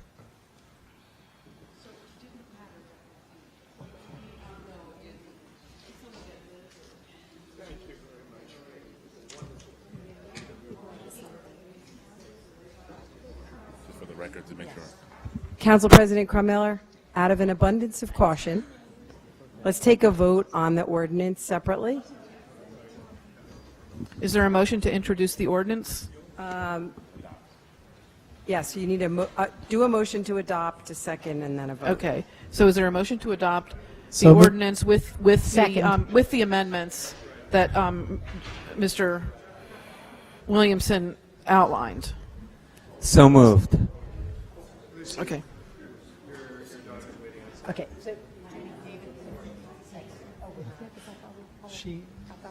She wasn't satisfied with that one.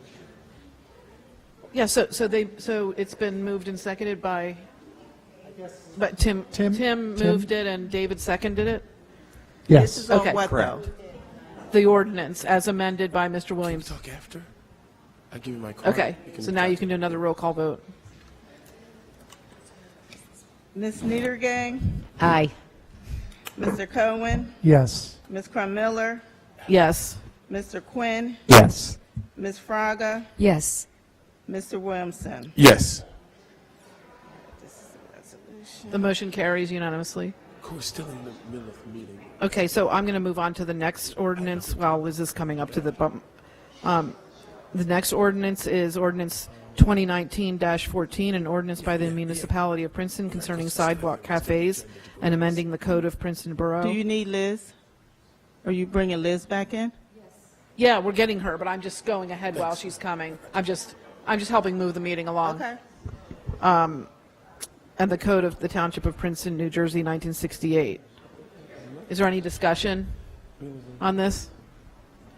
Is there a motion to approve? So moved. Second. It's been moved by Mr. Cohen and seconded by Ms. Niedergang. Can you call the roll? Ms. Niedergang? Yes. Mr. Cohen? Yes. Ms. Miller? Yes. Mr. Quinn? Yes. Ms. Fraga? Yes. Mr. Williamson? Yes. That's helpful.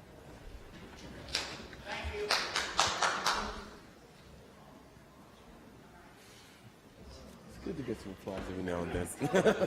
I think I forgot to ask if there was comment. I'm sorry.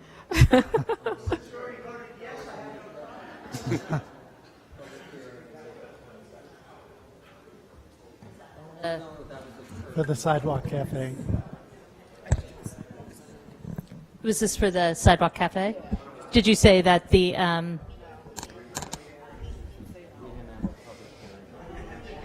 this was the public hearing? Did you open up the public hearing? Do we have an issue if we didn't open up the public hearing? No one said they had anything to say. Okay. I think everyone was here to support We had opened it. up the public hearing and no one wanted to speak, so then we closed the public hearing. I believe On so. the sidewalk ordinance. On the sidewalk cafe. Yes. Yes. Okay. I believe that. Is that not what happened? I think there was a vote, but then there was, after the vote, there was a check to make sure, but there was not anybody who wanted the public hearing. It was hard to hear, to be honest, because there was a lot of noise in the hallway. But that's what I thought had happened. Okay. I thought we had already done that. Okay. And I thought President Krumiller asked for that, and that nobody responded. She asked for comment from council, and no one Okay. had comment, but she didn't ask for public comment. All right, go back and Yes, do it the right way. yeah, go back and open the public hearing. Oh, sorry, That's everybody. okay. I was trying to save time. I know. I think you already asked. Is there anybody who would like, we'll open up the public hearing for this ordinance? And seeing no one, we'll close the public hearing, and should we take another vote then? Okay. We could use the same Yes, I introduction moved and the second as ordinance. before. I second the ordinance. It was David and Eve. All right. Yes. Ms. Niedergang? Yes. Mr. Cohen? Yes. Ms. Miller? Yes. Mr. Quinn? Yes. Ms. Fraga? Yes. Mr. Williamson? Yes. Okay, the ordinance passes. All right, next is ordinance 2019-16, an ordinance by Princeton accepting the donation of vacant real property located on property behind Cherry Hill Road and designated as Block 3901, Lot 2 on the Princeton tax maps.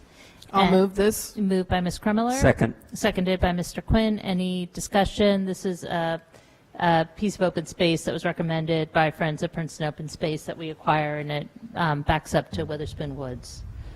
All right. Any comment from the public? Madam Clerk, please call the roll. Oh, was there a motion to introduce? I did, yeah. Yeah, Ms. Krumiller, and you're right, Mr. Quinn seconded it. Please call the roll. Ms. Niedergang? Yes. Mr. Cohen? Yes. Ms. Miller? Yes. Mr. Quinn? Yes. Ms. Fraga? Yes. Mr. Williamson? Yes.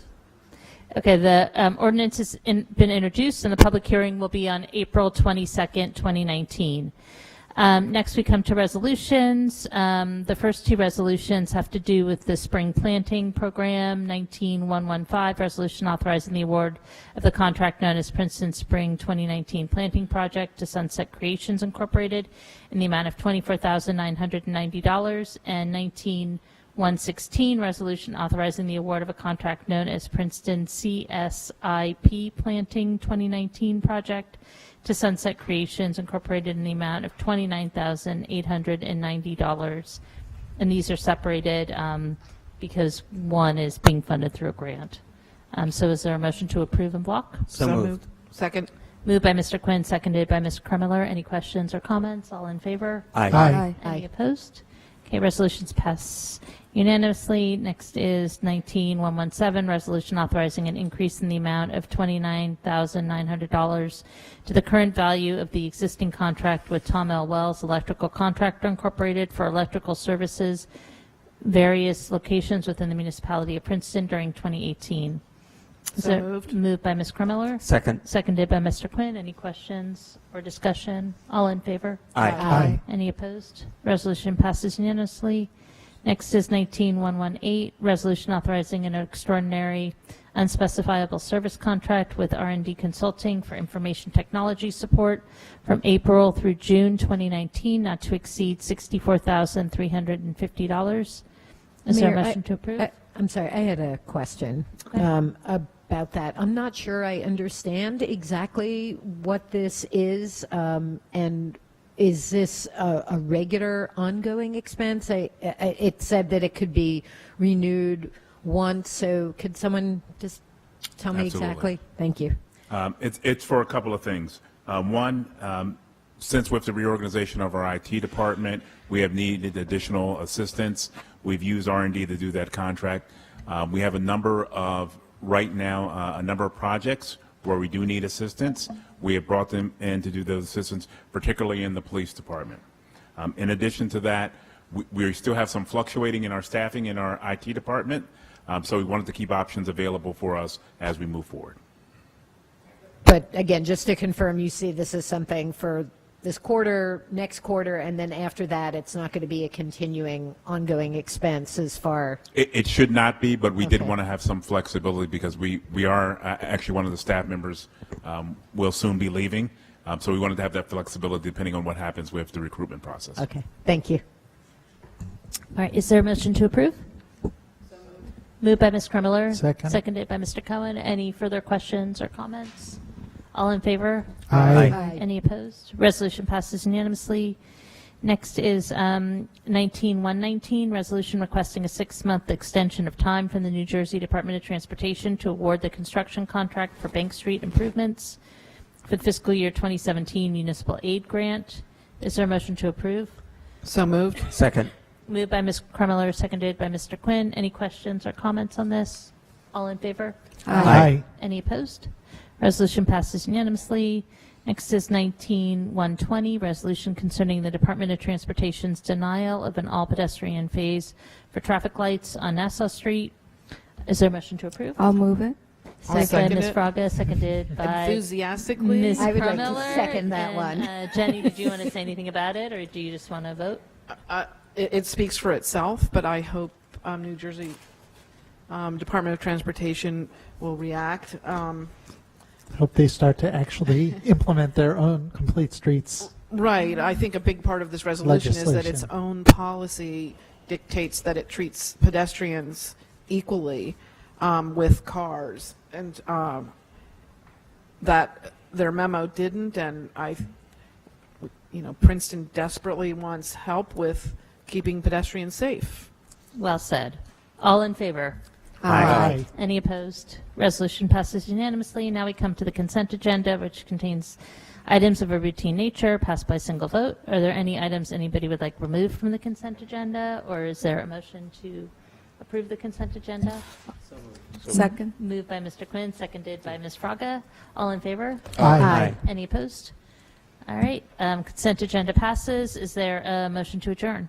So moved. Second. All in Can I favor? introduce an ordinance that coffee be provided when meetings run past 10 p.m.? All right. All in favor of adjourning? Aye. All right. Adjourned.